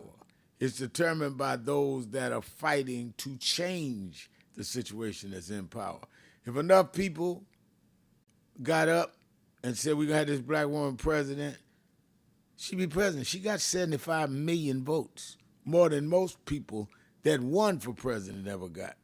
So I don't think we need to have a situation of telling people what they can't do. I have one grandchild, Dominique's son, Marcus Al, 6 years old, going on 7 this December. I hope his generation do not think and accept the limitations my generation did. So I'm not one to tell people what can't happen, because you can make anything happen that you want to happen. My parents was both of them born in the segregated South, raised in the segregated laws. I was born in the North. I dreamed different and thought different than my parents because of my place in history was a little later and things were more accessible. So I don't know what they can and cannot have until it happens. Rev. Marshall? I think you hit it on the head. First, the comment about, and obviously we respect the opinion. I think Brother Rod raised some good points. I think the whole piece around people able to talk to Trump, I think you are qualified to analyze and break down what you did. And I would just chalk it up to saying that I think it is appropriate for those who are able to talk to the president at the same time, but you must understand that you will have to likely compromise what you believe if you believe in anything at all. Yeah. The latter part of that around former Vice President Kamala Harris, I think that notion of limiting and or talking ourselves out of reaching the highest levels of any industry is disheartening to hear.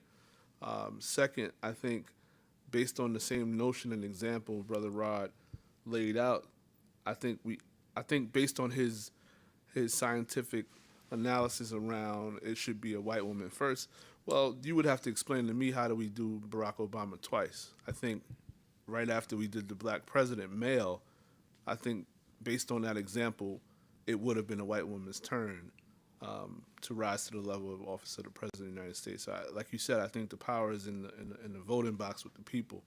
They tried that, because right after Barack Obama, Hillary Clinton ran. Exactly. Got the nomination, and Trump beat her. Yep. That's how we got Trump won. Let's go to Janet in Maryland. Janet.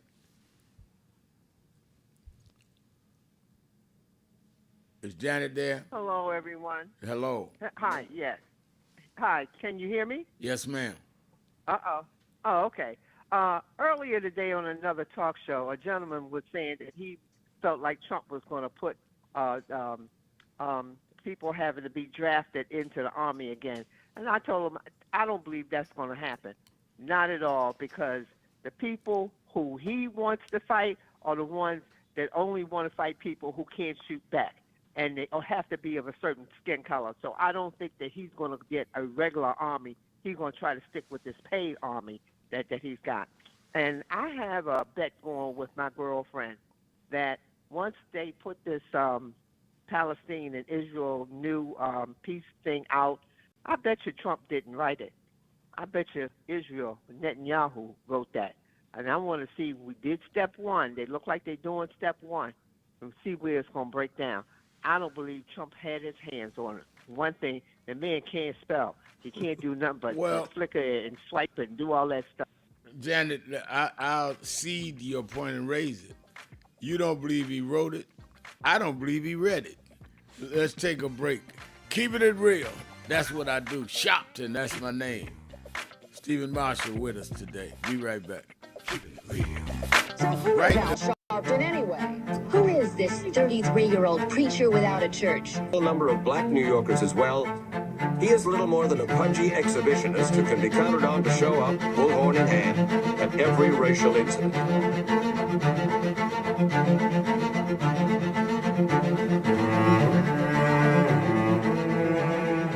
I often quote Mark Twain saying, the two most important moments in life is the moment you are born and the moment you find out why you were born. I had a very troubling conversation the other day that prompted me to do this little video. Young man that I've known a while came to me and he was crushed. I mean, really crushed, because people were criticizing his work. He's in the ministry, but he's also an actor. And he said he couldn't understand why people were jumping all over, criticizing him, trying to find scandalous and derogatory things about him. And I told him, I said, you know, you very young. You don't know the road I've traveled. They called me everything but a child of God. A blabbermouth, a loudmouth, too flamboyant, an agitator, a racist, I had to learn. Yeah, right. I was not defined by how others saw me. I was defined by how I saw myself and whether I was being true to myself. Some of you watching this don't like me. And it doesn't matter as long as I know what I'm doing and I like me for being real. So I'm doing this video to say to you, whoever you are and whatever you do, you may not be in ministry or social justice, none of this stuff, but don't live your life worried about opposition or people that don't like you. You can turn that around. Use me as an example. The same people that call me a scam artist, a con artist, a sellout, or racial hustler and all, I kept going.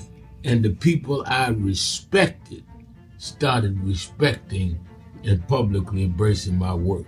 When Coretta Scott King, the widow of Dr. Martin Luther King Jr., had this to say about Al Sharpton. A leader who has protested injustice with a passionate, unrelenting commitment to nonviolent action in the spirit and tradition of Martin Luther King Jr.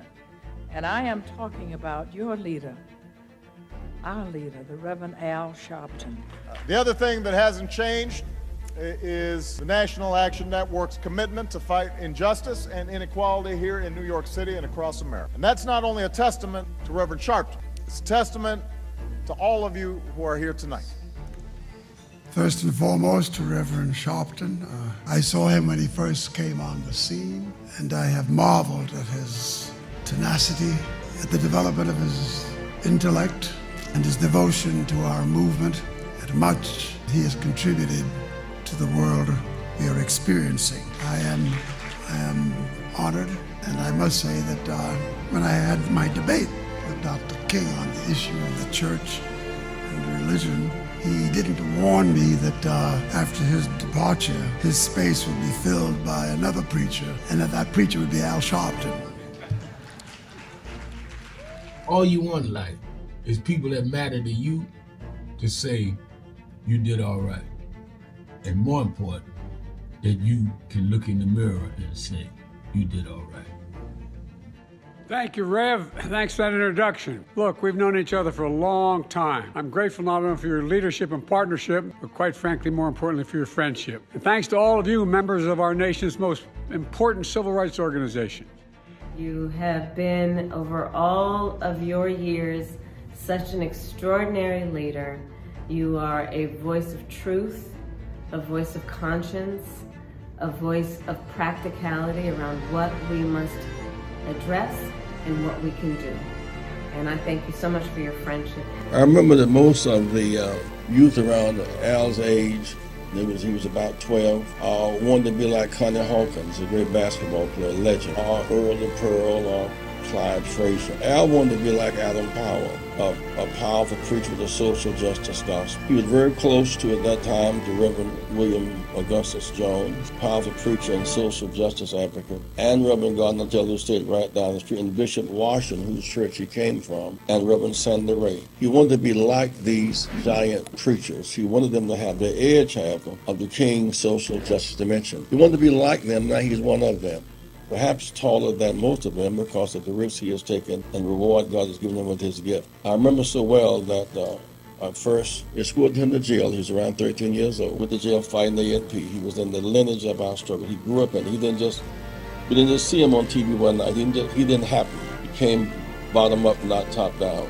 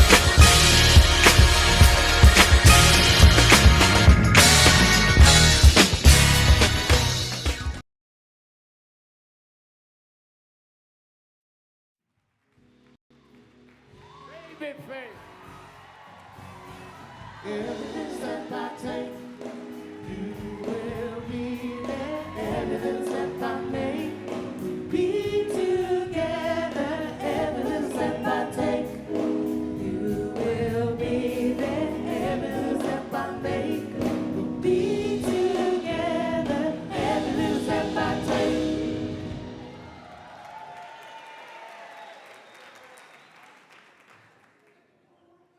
Whew.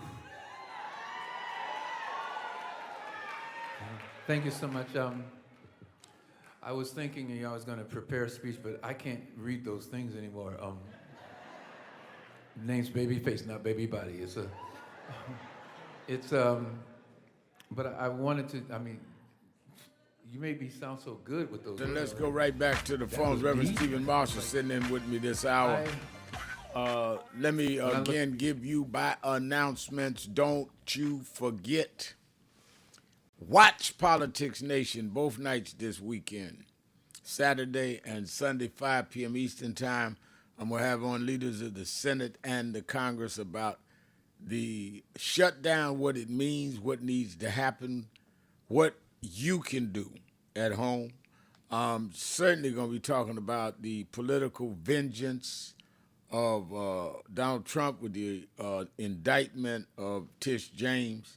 We'll have the chair of the Congressional Black Caucus, who is very close with Tish James, and we'll have her on the show. I'm going to also deal with the ceasefire in the Middle East. Some experts on foreign affairs that's been up in this saying what this is and what it is not.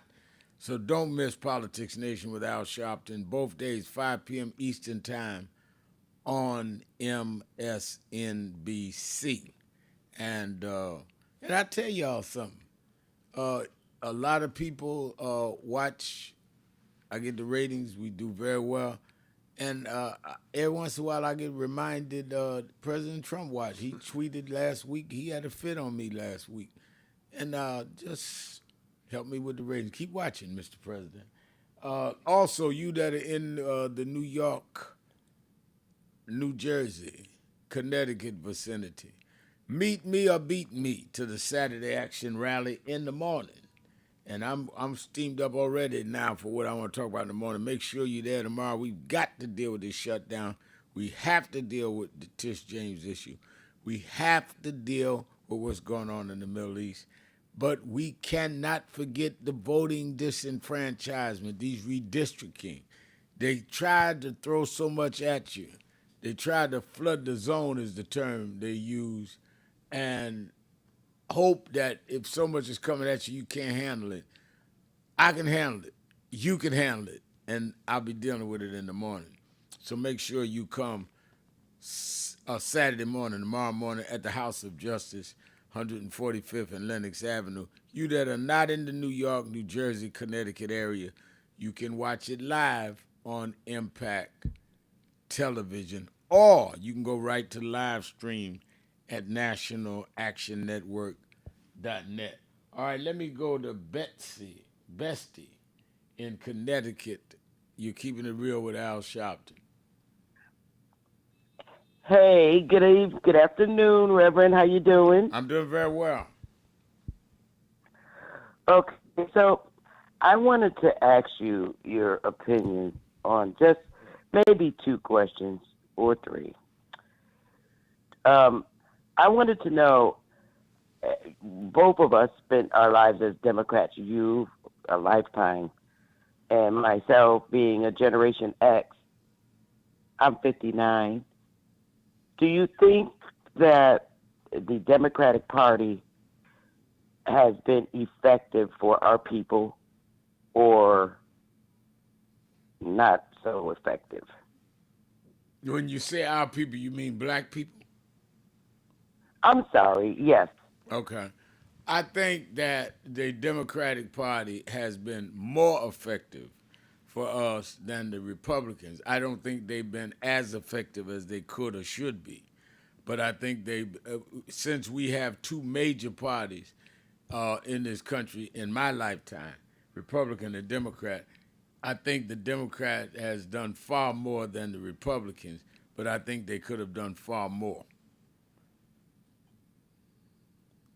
Okay, because I asked that question because understanding and looking at business statistics for our people, I'm just trying to understand the statistics with business ownership, and maybe I'm viewing it from a very different perspective.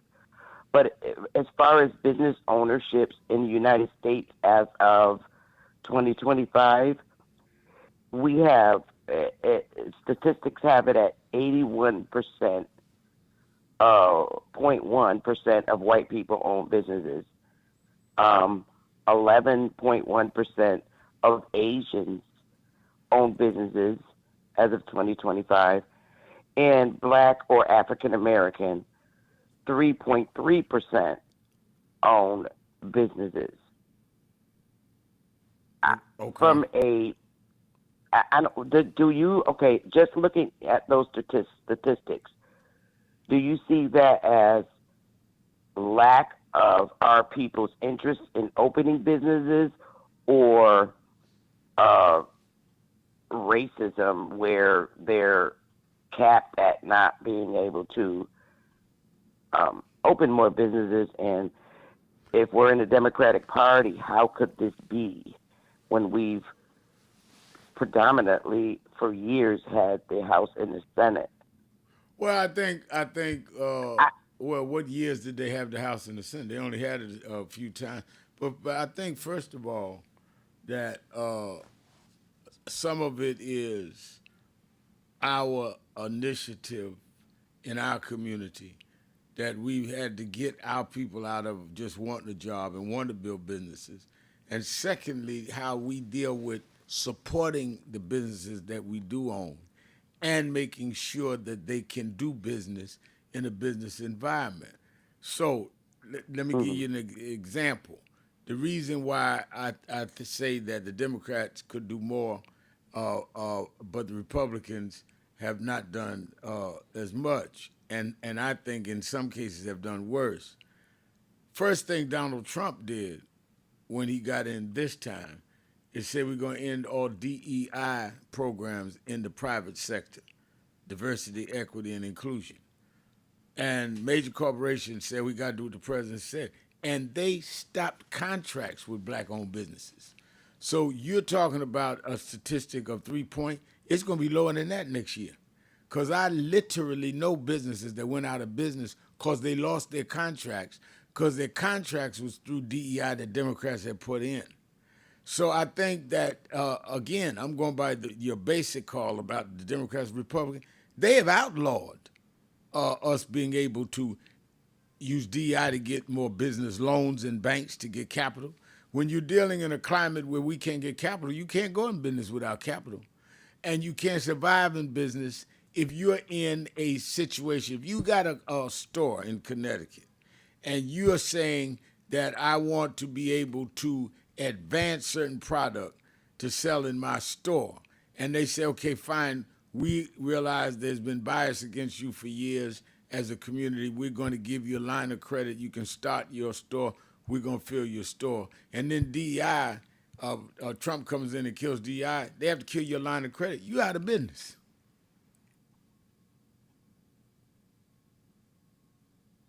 Hello?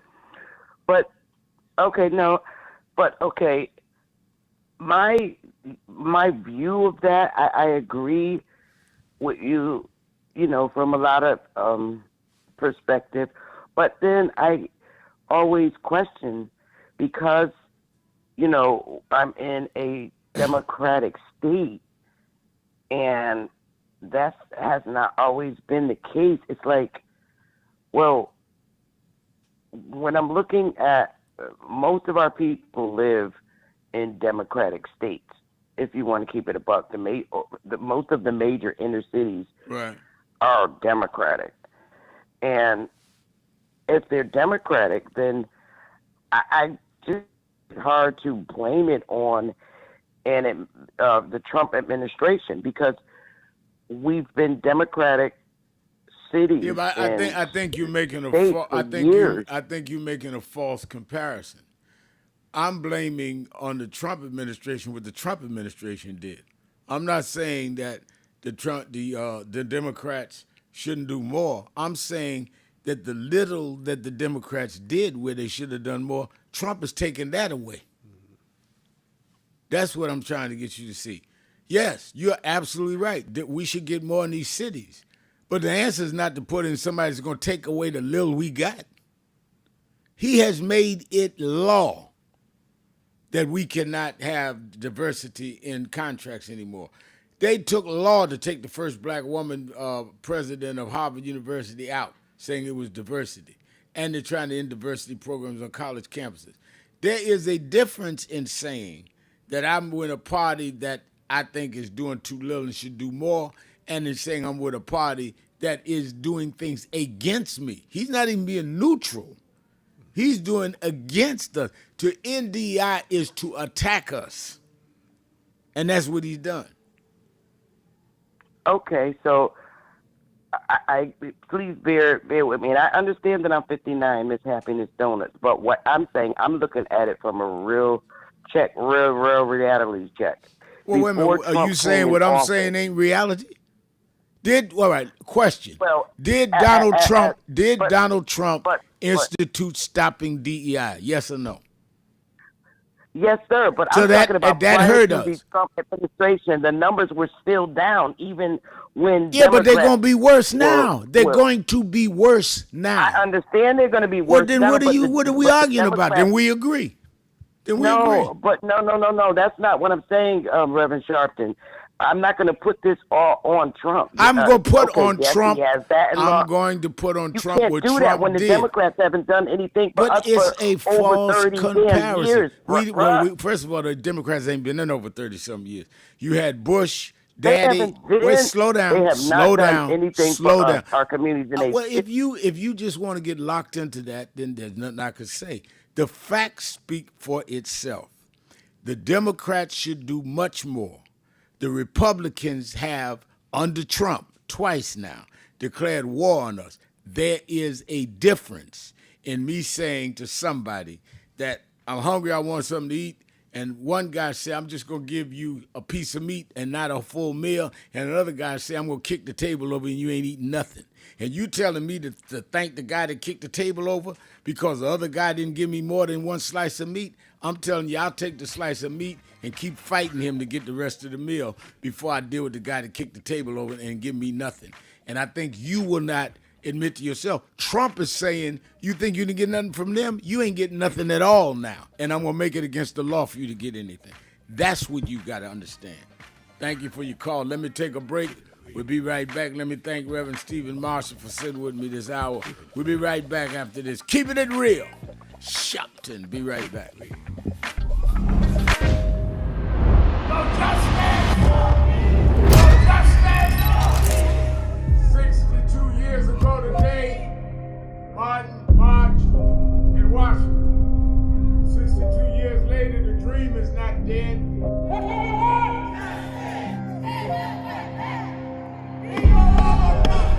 I'm here because I must be here. Democracy is not there for the pig, and you have to fight for democracy. That's what it is. What Trump will erase, we will replace. It's the dreamers in many cases have reversed and tried to turn it into a nightmare.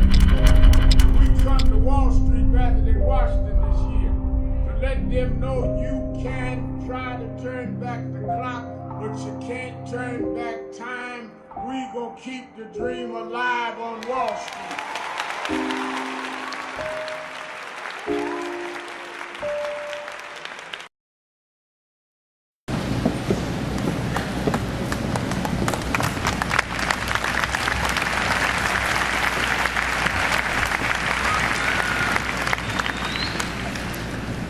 All over the world today, people are gathered in love vigils to celebrate the life of a man that taught the world how to love. People may be wondering why there's such an emotional outburst, but you would have to understand the journey of Michael to understand what he meant to all of us. For these that sit here as the Jackson family, a mother and father with 9 children that rose from a working class family in Gary, Indiana. They had nothing but a dream. No one believed in those days that these kind of dreams could come true. But they kept on believing, and Michael never let the world turn him around from his dreams. I first met Michael around 1970, Black Expo, Chicago, Illinois, Reverend Jesse Jackson, who stood by this family till now. And from that day as a cute kid to this moment, he never gave up dreaming. It was that dream that changed culture all over the world. When Michael started, it was a different world. But because Michael kept going, because he didn't accept limitations, because he refused to let people decide his boundaries, he opened up the whole world.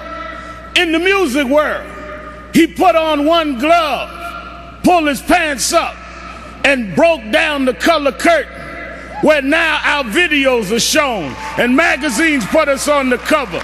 It was Michael Jackson that brought blacks and whites and Asians and Latinos together.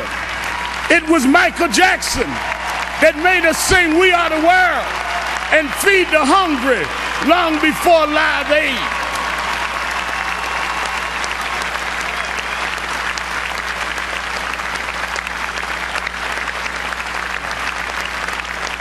because Michael Jackson kept going. He created a comfort level where people that felt they were separate became interconnected with his music. And it was that comfort level that kids from Japan and Ghana and France and Iowa and Pennsylvania got comfortable enough with each other to later it wasn't strange to us to watch Oprah on television. It wasn't strange to watch Tiger Woods golf. Those young kids grew up from being teenage, comfortable fans of Michael to being 40 years old and being comfortable to vote for a person of color to be the president of the United States of America. Michael did that. Michael made us love each other. Michael taught us to stand with each other. There are those that like to dig around mess, but millions around the world, we're going to uphold his message. It's not about mess, it's about his love message. As you climb up steep mountains, sometimes you scar your knee, sometimes you break your skin, but don't focus on the scars, focus on the journey. Michael rose to the top. He outsang his cynics. He outdanced his doubters. He outperformed the pessimists. Every time he got knocked down, he got back up. Every time you counted him out, he came back in. Michael never stopped. Michael never stopped. Michael never stopped.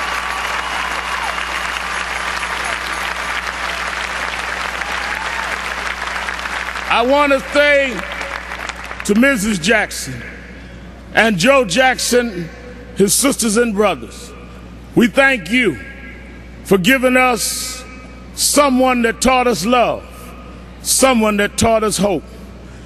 We want to thank you because we know it was your dream too. And we know that your heart is broken. I know you have some comfort from the letter from the President of the United States and Nelson Mandela, but this was your child. This was your brother. This was your cousin. Nothing will fill your heart's loss. But I hope the love that people are showing will make you know he didn't live in vain. And I want his 3 children to know, wasn't nothing strange about your daddy. It was strange what your daddy had to deal with. But he dealt with it.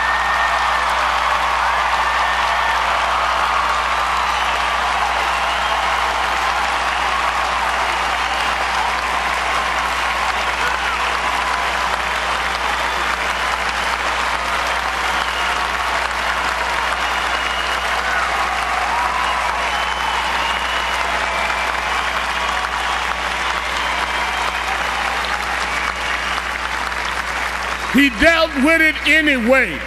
He dealt with it for us. So some came today, Mrs. Jackson, to say goodbye to Michael. I came to say thank you. Thank you because you never stopped. Thank you because you never gave up. Thank you because you never gave out. Thank you because you tore down our divisions. Thank you because you eradicated barriers. Thank you because you gave us hope. Thank you, Michael. Thank you, Michael. Thank you, Michael.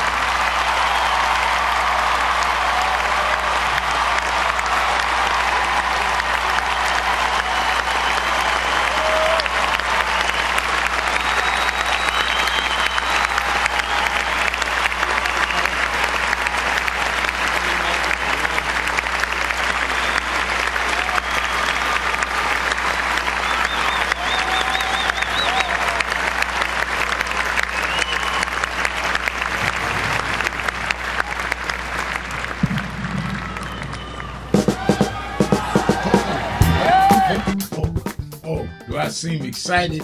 I am excited because this Saturday, the National Action Network Saturday Action Rally starts live on WBLS 107.5 FM in New York. We're going to expand. Every Saturday morning, we're live on WBLS 107.5 from 10 a.m. to 11. You'll hear the message. You'll feel the energy. You'll be involved. You won't be sitting around talking about, oh my God, look at what's happening. You'll be involved in dealing with what's happening. I'm excited, and you should be excited too. Turn on WBLS 10 a.m. every Saturday morning. I have a message for you, and if you want to, you can come to the House of Justice and be there live. 145th Street and Lenox Avenue. We kick off at 9, and we don't stop until we deal with getting our people energized.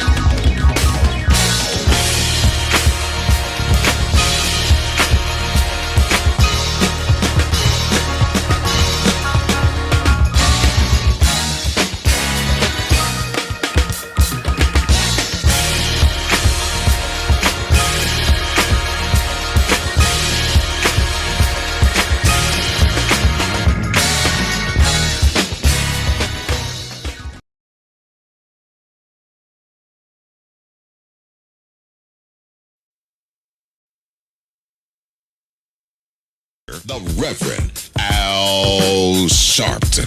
You live, Rev. Keeping it real. Keeping it real. I'm your host, Reverend Al Sharpton, and we're back. 1-877-532-5797. 1-877-532-5797. Twitter.com, The Rev Al, or go to our message page at nationalactionnetwork.net and go to live stream to our message page.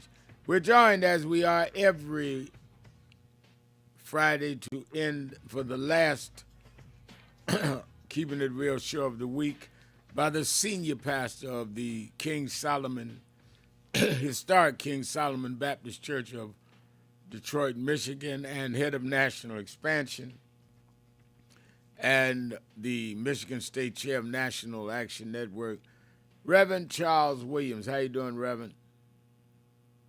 All is well, Rev. All is well, and it's always good to be with you.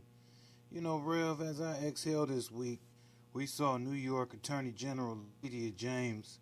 She was indicted with mortgage fraud. I mean, this is where we're going. A move that critics are calling political retribution. And, you know, quite honestly, the president has made it clear that he has no qualms about his antics and as well as what he does to his enemies. You know, it affects agencies like the Department of Justice, where we used to go for justice, but now we can expect that justice is only going to be one way.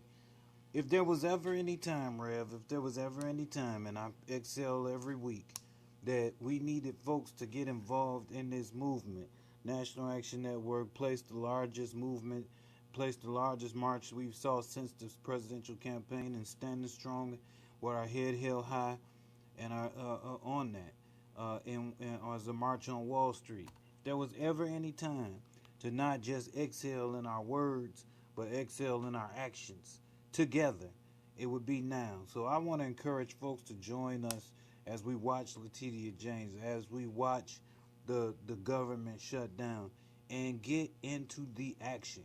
Go with us, nationalactionnetwork.net, as we continue to keep this movement moving forward.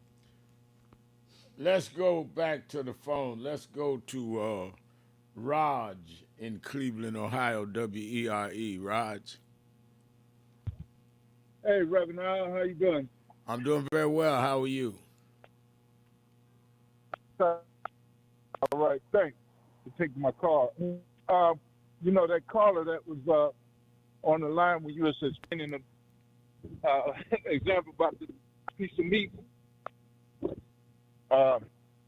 See, not only the Republicans don't want to give you that, they call you beggars and socialists and all kind of other names and tell you, you know, you need to pull yourself up by your bootstraps just for that one piece of meat.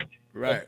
And not only that, the Democrats, he said, well, they don't do much for, you know, left or blacks, as he was saying, really saying. Well, most of the time, what they do, they have to get through negotiating with the party that doesn't want to give you nothing. That, like you said, want to kick the table over and give you nothing. So, if the Democrats, perfect example, Obama, he said he wanted to tax all those to make the, you know, when he was first established in Obamacare, okay, the Affordable Care Act. Right. He said he wanted to tax all those that makes over $400,000 a year. The Republicans talked down, and he said, well, okay, I'll just make it $100,000 a year. And then they said, no, that's still too much. Because what they were looking at is that's code signaling for him attacking the wealthy because they don't want to pay their fair share of taxes. And then they walked it down. I think he tried to get it down to maybe about 60 or 40,000. It kept coming down until the Republicans walked it down, all the way down to, I think, $20,000. If you make it $20,000, I think, a year. Well, it was just enough where if you made minimum wage working 40 hours a week, which is the average poor person, that was the poverty level, okay, you had to pay the tax on it or pay into it. So basically, the Republicans flipped it to where they were doing attacking, and they were attacking the working poor, and the majority of the people in this country that was without health care coverage were African Americans. Right. So they just flipped it back on us. Okay, and then you had the caller that said how much more, he asked the question, how much more can the billionaires buy? They have everything. Well, you know, I used to think that way too, but it's not about that with the billionaires. What they want is total control. Yeah. And they also attack the poor. And this is stemming from the way I see it, from World War II. And Hitler's generals, they determined they were not going to be able to win the war on the battlefield against Americans, and they couldn't get Hitler to see it, so they just came up with their own approach. They said the only way you can defeat America is through economics and politics. So they infiltrated our body politic and various organizations in America, and they also had corporate allies here in America, and then so they just want to, instead of, you know, people think of war like dropping bombs and all that, people dying. No, they could just restrict and corral all of the resources, make sure you don't get them, and they do it through. Well, see, but that was my point. Thank you for your call. Y'all got to get to y'all's points so I can get other callers. But my point was, Reverend Williams, with the caller he was referring to, is that we, like anybody else in politics, make choices. And the fact that most blacks in the last 25 years, I guess, or longer, have chose Democrats is not because they're stupid. It's because they're not stupid.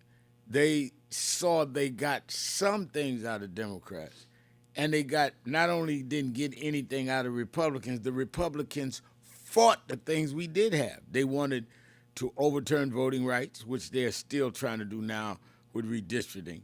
They tried to end affirmative action and DEI. So I think some people just get stuck in their head. Why are we with the Democrats? Because like anybody else in politics, we are with the ones we can get the most out of. And we need to push them to do more. But what I don't understand is how some of us say, I'm not going to go with those that give me a little bit. I'm going to go with those that are against me totally and tell me they ain't going to do nothing for me. Because that's what Trump done told. Trump said, forget DI, forget black studies, forget black contractors. And so that ain't the alternative. I can see an argument for independent parties more than I can see an argument for saying, I'm going with somebody that don't even want you. Rev, no, you're absolutely right. I mean, I think that's what I think many of us have been saying all along.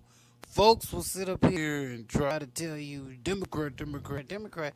Well, what options do we have? Because everything that we have gotten, from Social Security to Medicare to voting rights to affirmative action to opportunity and access and jobs and in contracting, come from the Democrat side. Yet have we, any of us, seen anything that has come from the Republican side that we can say, oh, well, we can herald this? Have there been some, what some people consider to be social or moral issues that folks have felt more comfortable with? Yeah, they have. But outside of that, when it comes to access opportunity in my pocketbook, it has been every single time on the Democrat side. Yeah, but I think the other side of that, when they come with the moral issues, is it's very hard for me to understand how you can raise morality in the Republican Party and elect a president that has been convicted of sexual harassment. And a film put out of him saying just grab a woman by her privates, and I'm cleaning it up. Right. And has been convicted of 34 felonies. So you can't bring morality to the table. Now, come on. I mean, I ain't talking about my opinion. He was convicted in a court of law. I'm not talking about imagination. We all saw the tape of what he thought of women. So, and y'all made him the head of the Republican Party and the president of the United States twice. So let's not talk about morality. Let's take a break. Be right back. Keep it in real. Shelton. That's right. Williams. Be right back.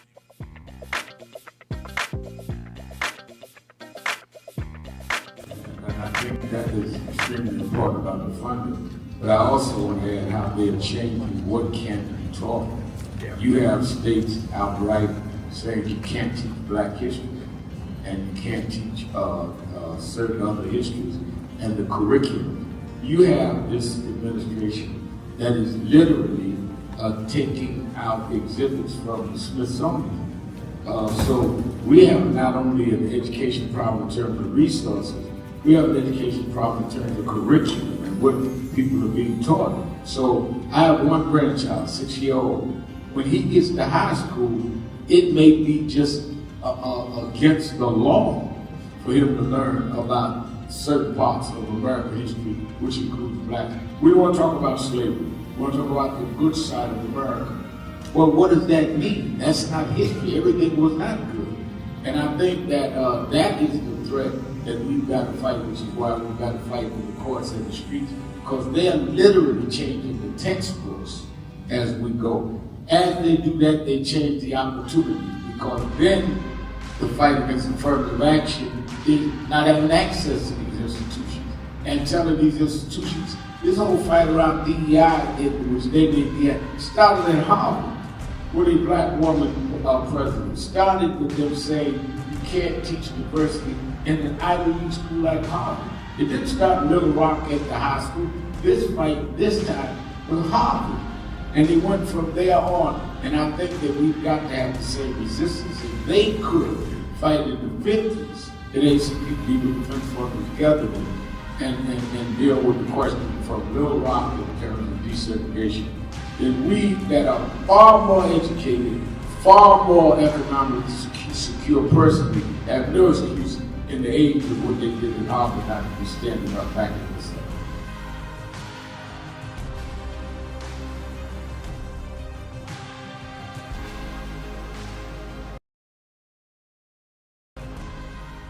Some of you forget where you come from and forget how you got there and act like you got there because you were qualified or that you had a good resume.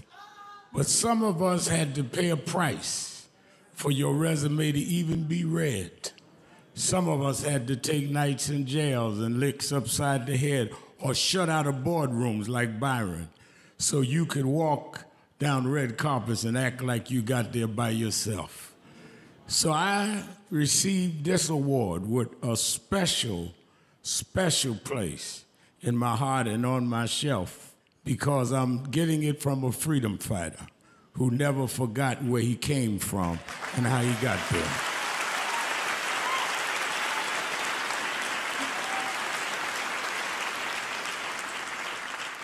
Yes, we've come a long way. We've had now a black president and now a black vice president, but we still can get shot down and have to march to get a case in court.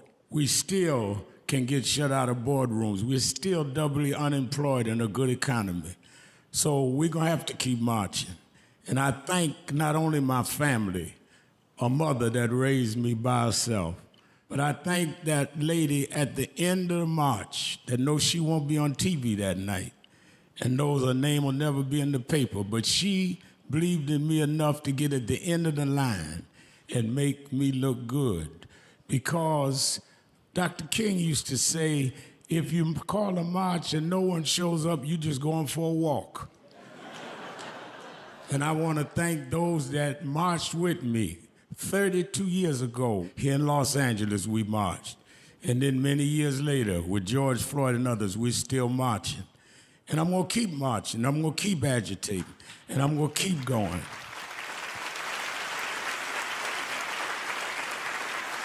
Until we don't have to do it anymore. Eddie, known you a long time, Mariah, Chris and your kids. And I promise you this, the only thing that I really live for is I get up with this dream that every bigot, every racist, everyone in this country that hates will say, damn, he's up again.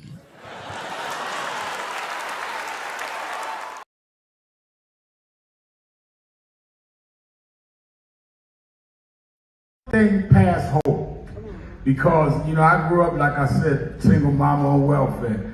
And my mother told me there's a part in life that hope's gonna run out. But she told me you got a double barrel in your engine. I said, what is that? She said, you can switch from hope to faith. Faith is a little deeper than hope. Bishop Hilly is here. Faith is when hope runs out. Faith is the substance of things. Hope for. The evidence of things not seen. Faith is when we were emancipated after 246 years of slavery and walked off the plantations with no education, no money, no future. And we built black churches and black colleges and black fraternities. We had faith.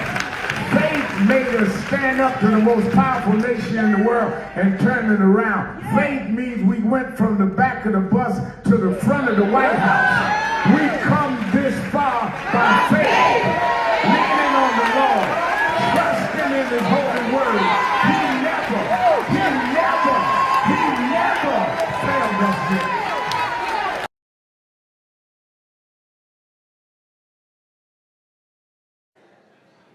Some people report the news, others interpret it, but there are those who transform it into truth. Ari Melba has redefined journalism with intellect, creativity, and courage. He blends culture and current events, politics and poetry, truth and transparency. And in doing so, he reminds us that storytelling is a sacred work. Ari understands that our narratives shape our nation, and he has used his platform to highlight issues that matter to the people, not just to the powerful. Tonight we honor him for bridging art and activism, for using his voice to educate, inspire, and empower. Join me, please, in celebrating Ari Melba, recipient of the President's Award of Historic Transformative Leadership.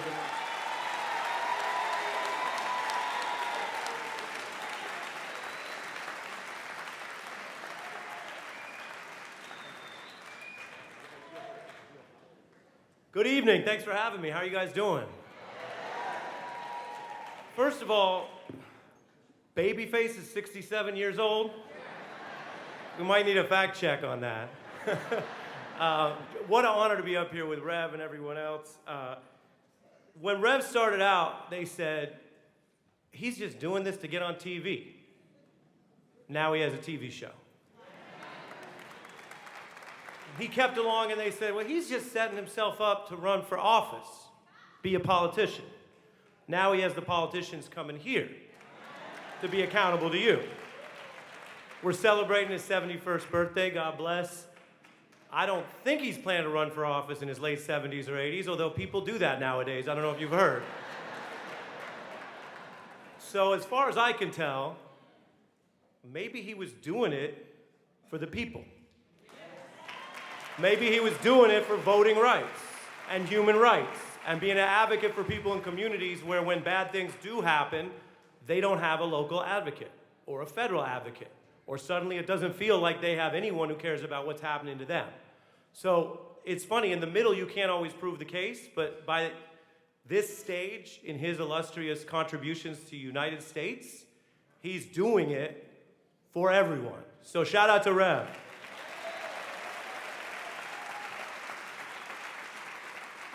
I'm really honored to get this award. My grandmother was a refugee. My father's an immigrant. Like a lot of other people that I get to interact with, I'm very aware that my worst days are better than some of their best days. And so I keep that in mind, and I know Rev does and a lot of other people do. This award was called Leadership in the Arts. I'm honored by it. I love the arts. I won't say whether I've ascended to being a leader in the arts, but I will share with you. Keeping it real, keeping it real. I'm your host, Reverend Al Sharpton, Reverend Charles Williams, co-host our last hour for the week. And let's go right back to exhale, let people get out whatever's on their mind, whatever is in their heart. Be mindful of the board is full, so say what you need to say and let me go on to the next call before we run out of time for this show this week. Let me go to Miss Richardson, my friend in Chevy Chase, Maryland. Miss Richardson. Yes, good afternoon, Al, Reverend Al. Good afternoon. Yeah, you know, Reverend, I believe you did tell your audience, our audience, you are for term limits. Because if that's the case, I agree with you. Because, see, I heard CNN earlier and C-SPAN, you know, they're on FM. Anyway, I listen to them too because we got to get both sides. Now, what they're saying is that Chuck Schumer has been in Congress for more than 44 years. Now, I think it's time for him to step down as well because our community is raving about one of their own, because that's the way we do. We'll stab our own people in the back before we look at the Anglo-Saxon community. We're afraid of them, you see. They want to remove Eleanor Holmes Norton, who has done an outstanding job. And I want to say to Eleanor, if she's listening, dear sister, you hang in there. Don't be frightened off by a bunch of men, mostly men, running their mouths for her to step down. I'd like to see some of these black men open their mouths up and go after these Anglo-Saxons, such as Chuck Schumer, that the black community even had a falling out with earlier this year of some stupid things he did backwards. So, you know, his mind is going. Let's look at some of the Anglos, black men. But isn't Eleanor Holmes Norton way older than Chuck Schumer? How are we going to tell Chuck Schumer to retire and not tell her to retire? Well, I mean, I don't think it's age because she's not showing any mental disparity. I don't see any disparity from her mental state. She seems to know, Reverend, what she's doing. I'm saying, Schumer, no. What I'm saying is that if you make it based on terms and age, you can't say leave Eleanor Holmes Norton alone, but have a limit on Schumer if you're basing it on on term limits. It'd go for everybody. Well, okay then. Well, if it has to be even across the board to her, because see, she's been trying to make Washington D.C. a state, Reverend. Oh yeah, for and years. we have to understand.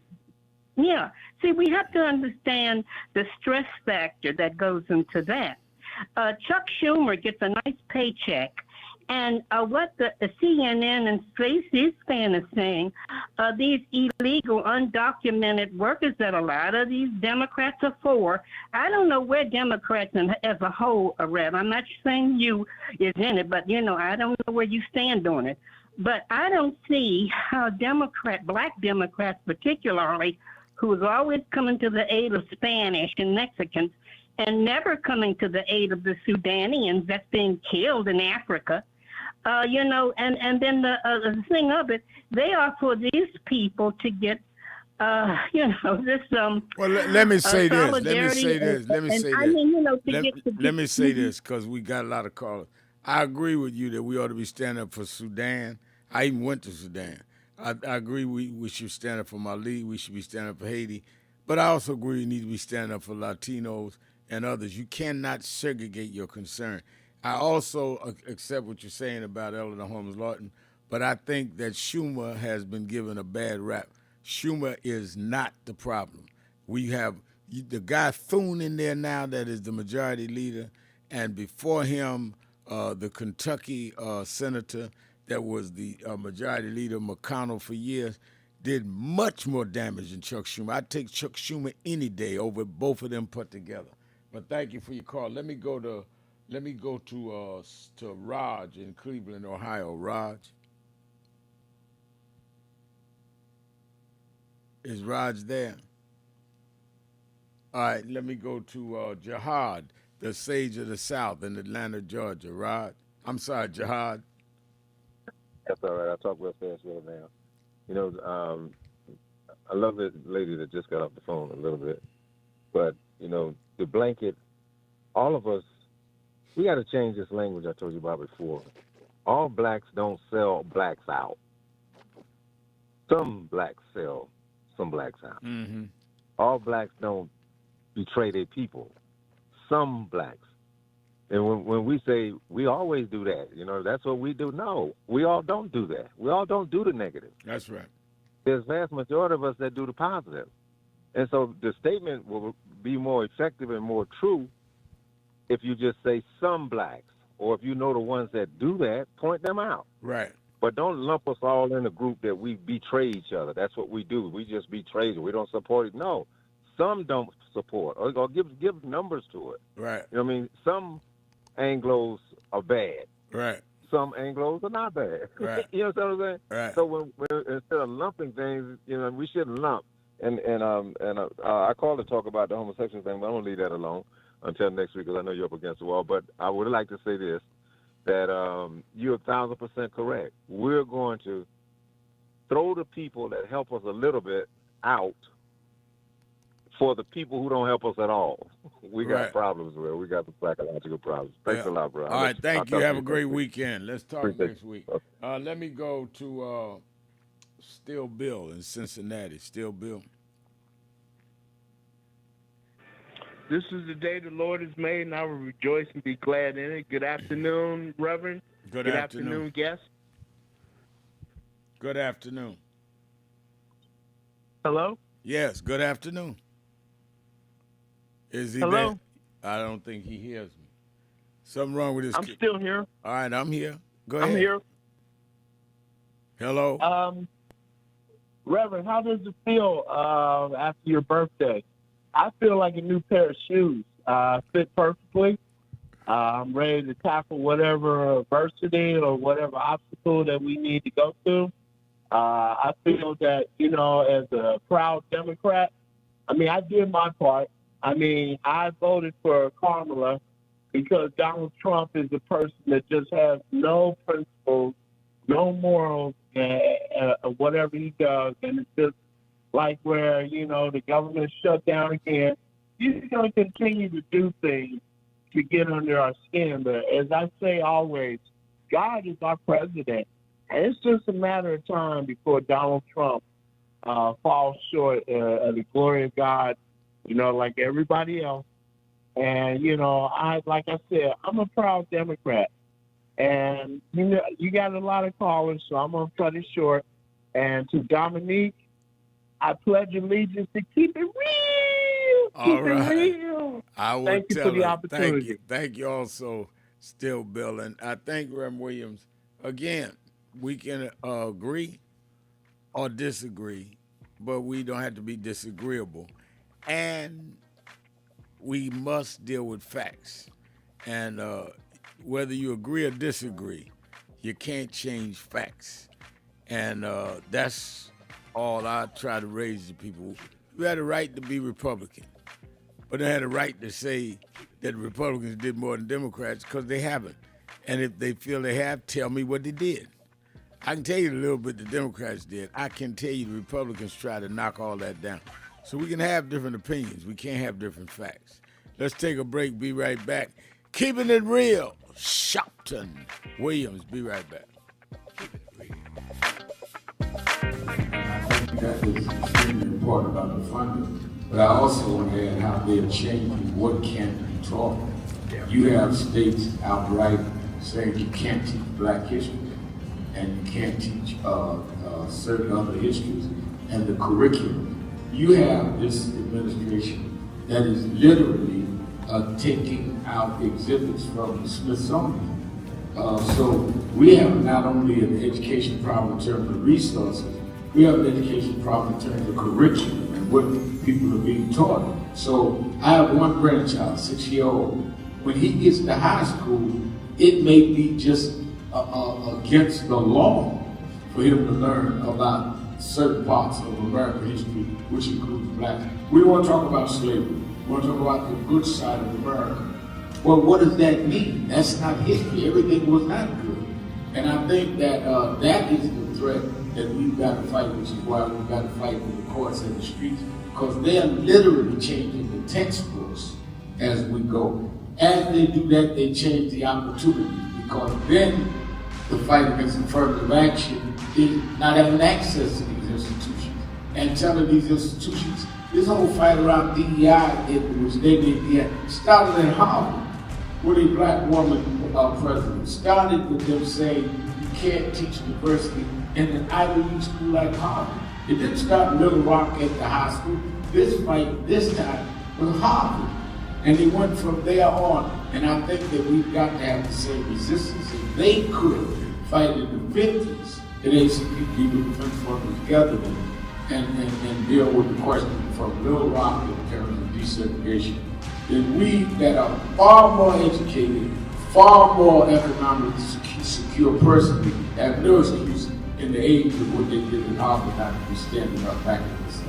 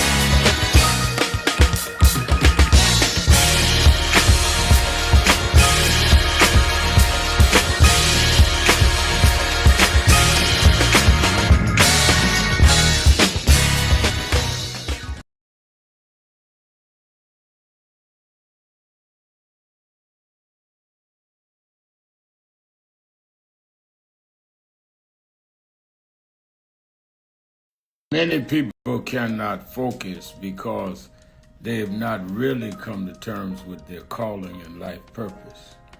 In order to focus, you must also be clear on what you're focusing on. So if you're not clear on your purpose, if you're not clear on your life's calling, then focus on seeking that. Because if you just read the ways and roads you traveled that you didn't even choose, that were sort of just laid out for you by God, in that it's telling you, speaking to you about what your purpose is and what you were born to do and be. I learned the things that I didn't plan had to be planned by God, and God's plan was directed toward God's purpose in my life. And I focus on that. Not focus on what others do, not focus on how well they're doing or bad they're doing, but focus on whether I'm in line and aligned with what I'm supposed to be about. And in order to move straight ahead, you have to be focused on the path you're running on.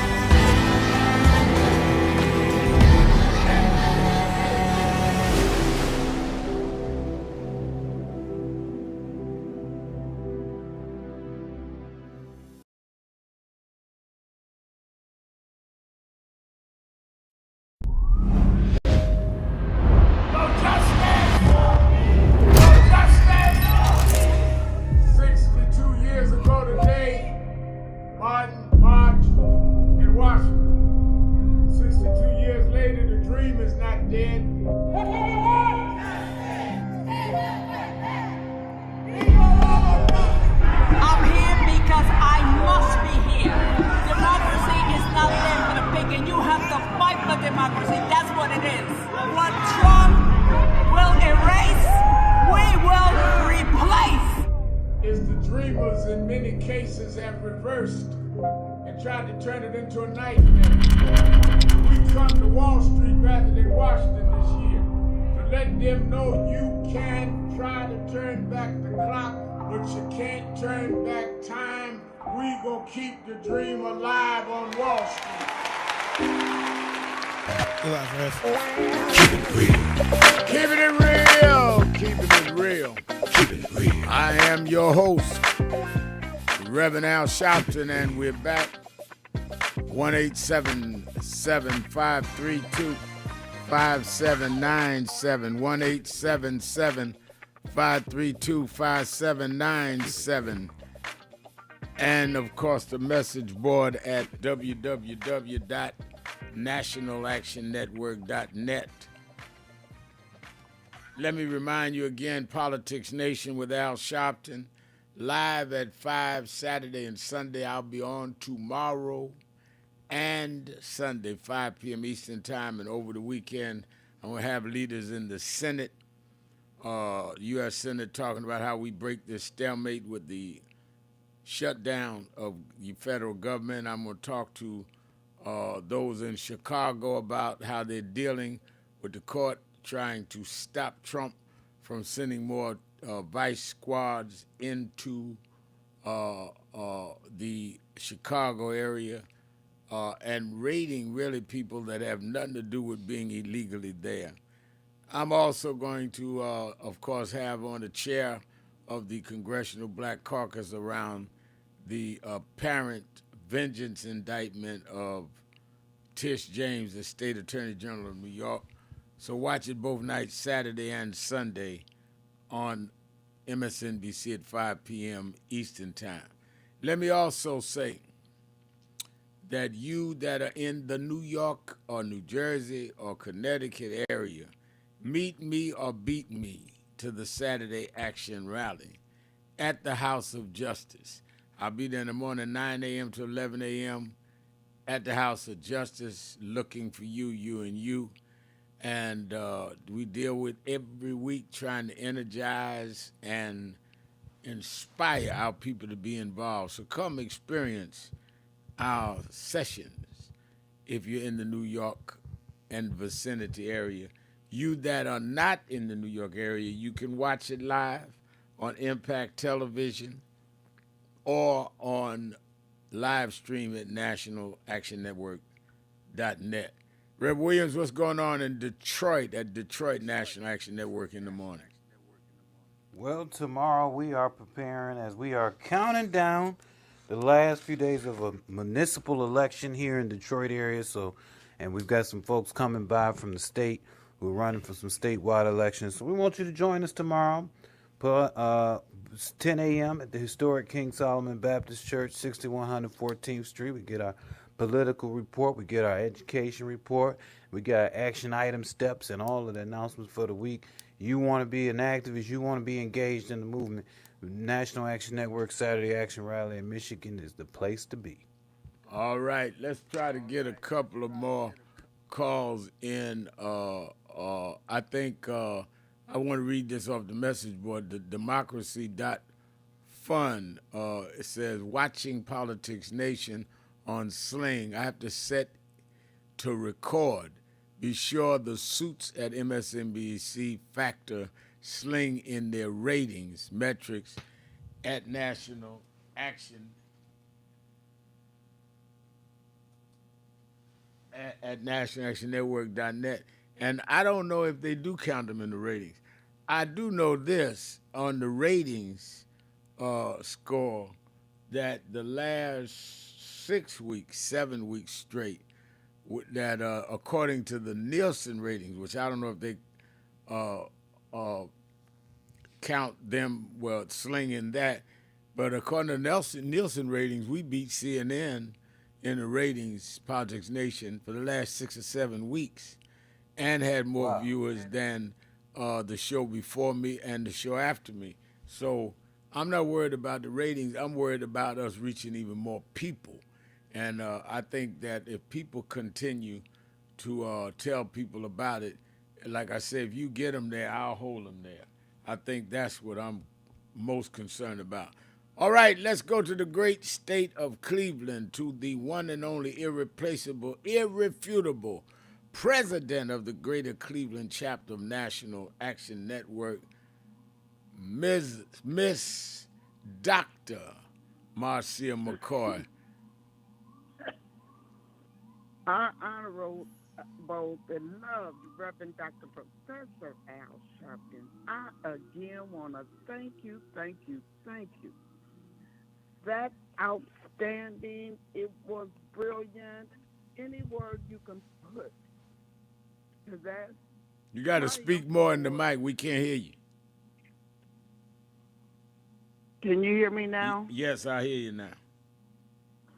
That the National Action Network Triumph Award ceremony was second to none. It was top rated.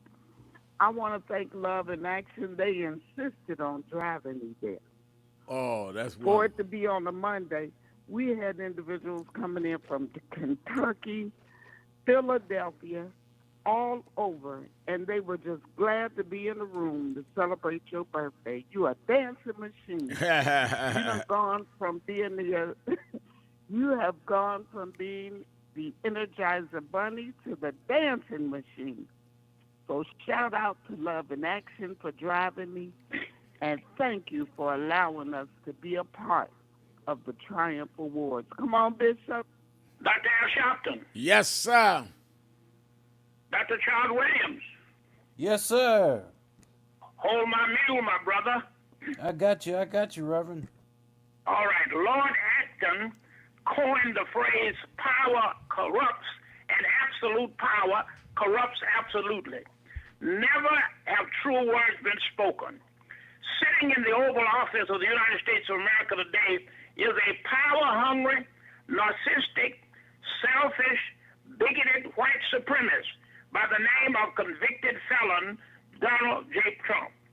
With the Supreme Court's granting him criminal immunity above the law, he is now weaponizing the federal government to do his biddings and elicit illegal activities.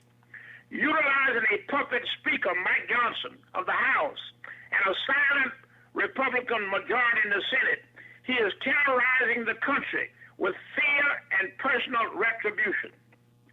His most dangerous move yet is to take a page out of Hitler's Nazi Germany by using the United States military to punish anyone who stands in his way to run the country. This evil, less than human being is obsessed with wanting the removal of all opposition to his becoming president forever. You heard him say out of his foul, potty mouth, vote for me this time, and you will not have to do it again. Lying over and over again is his method of governance.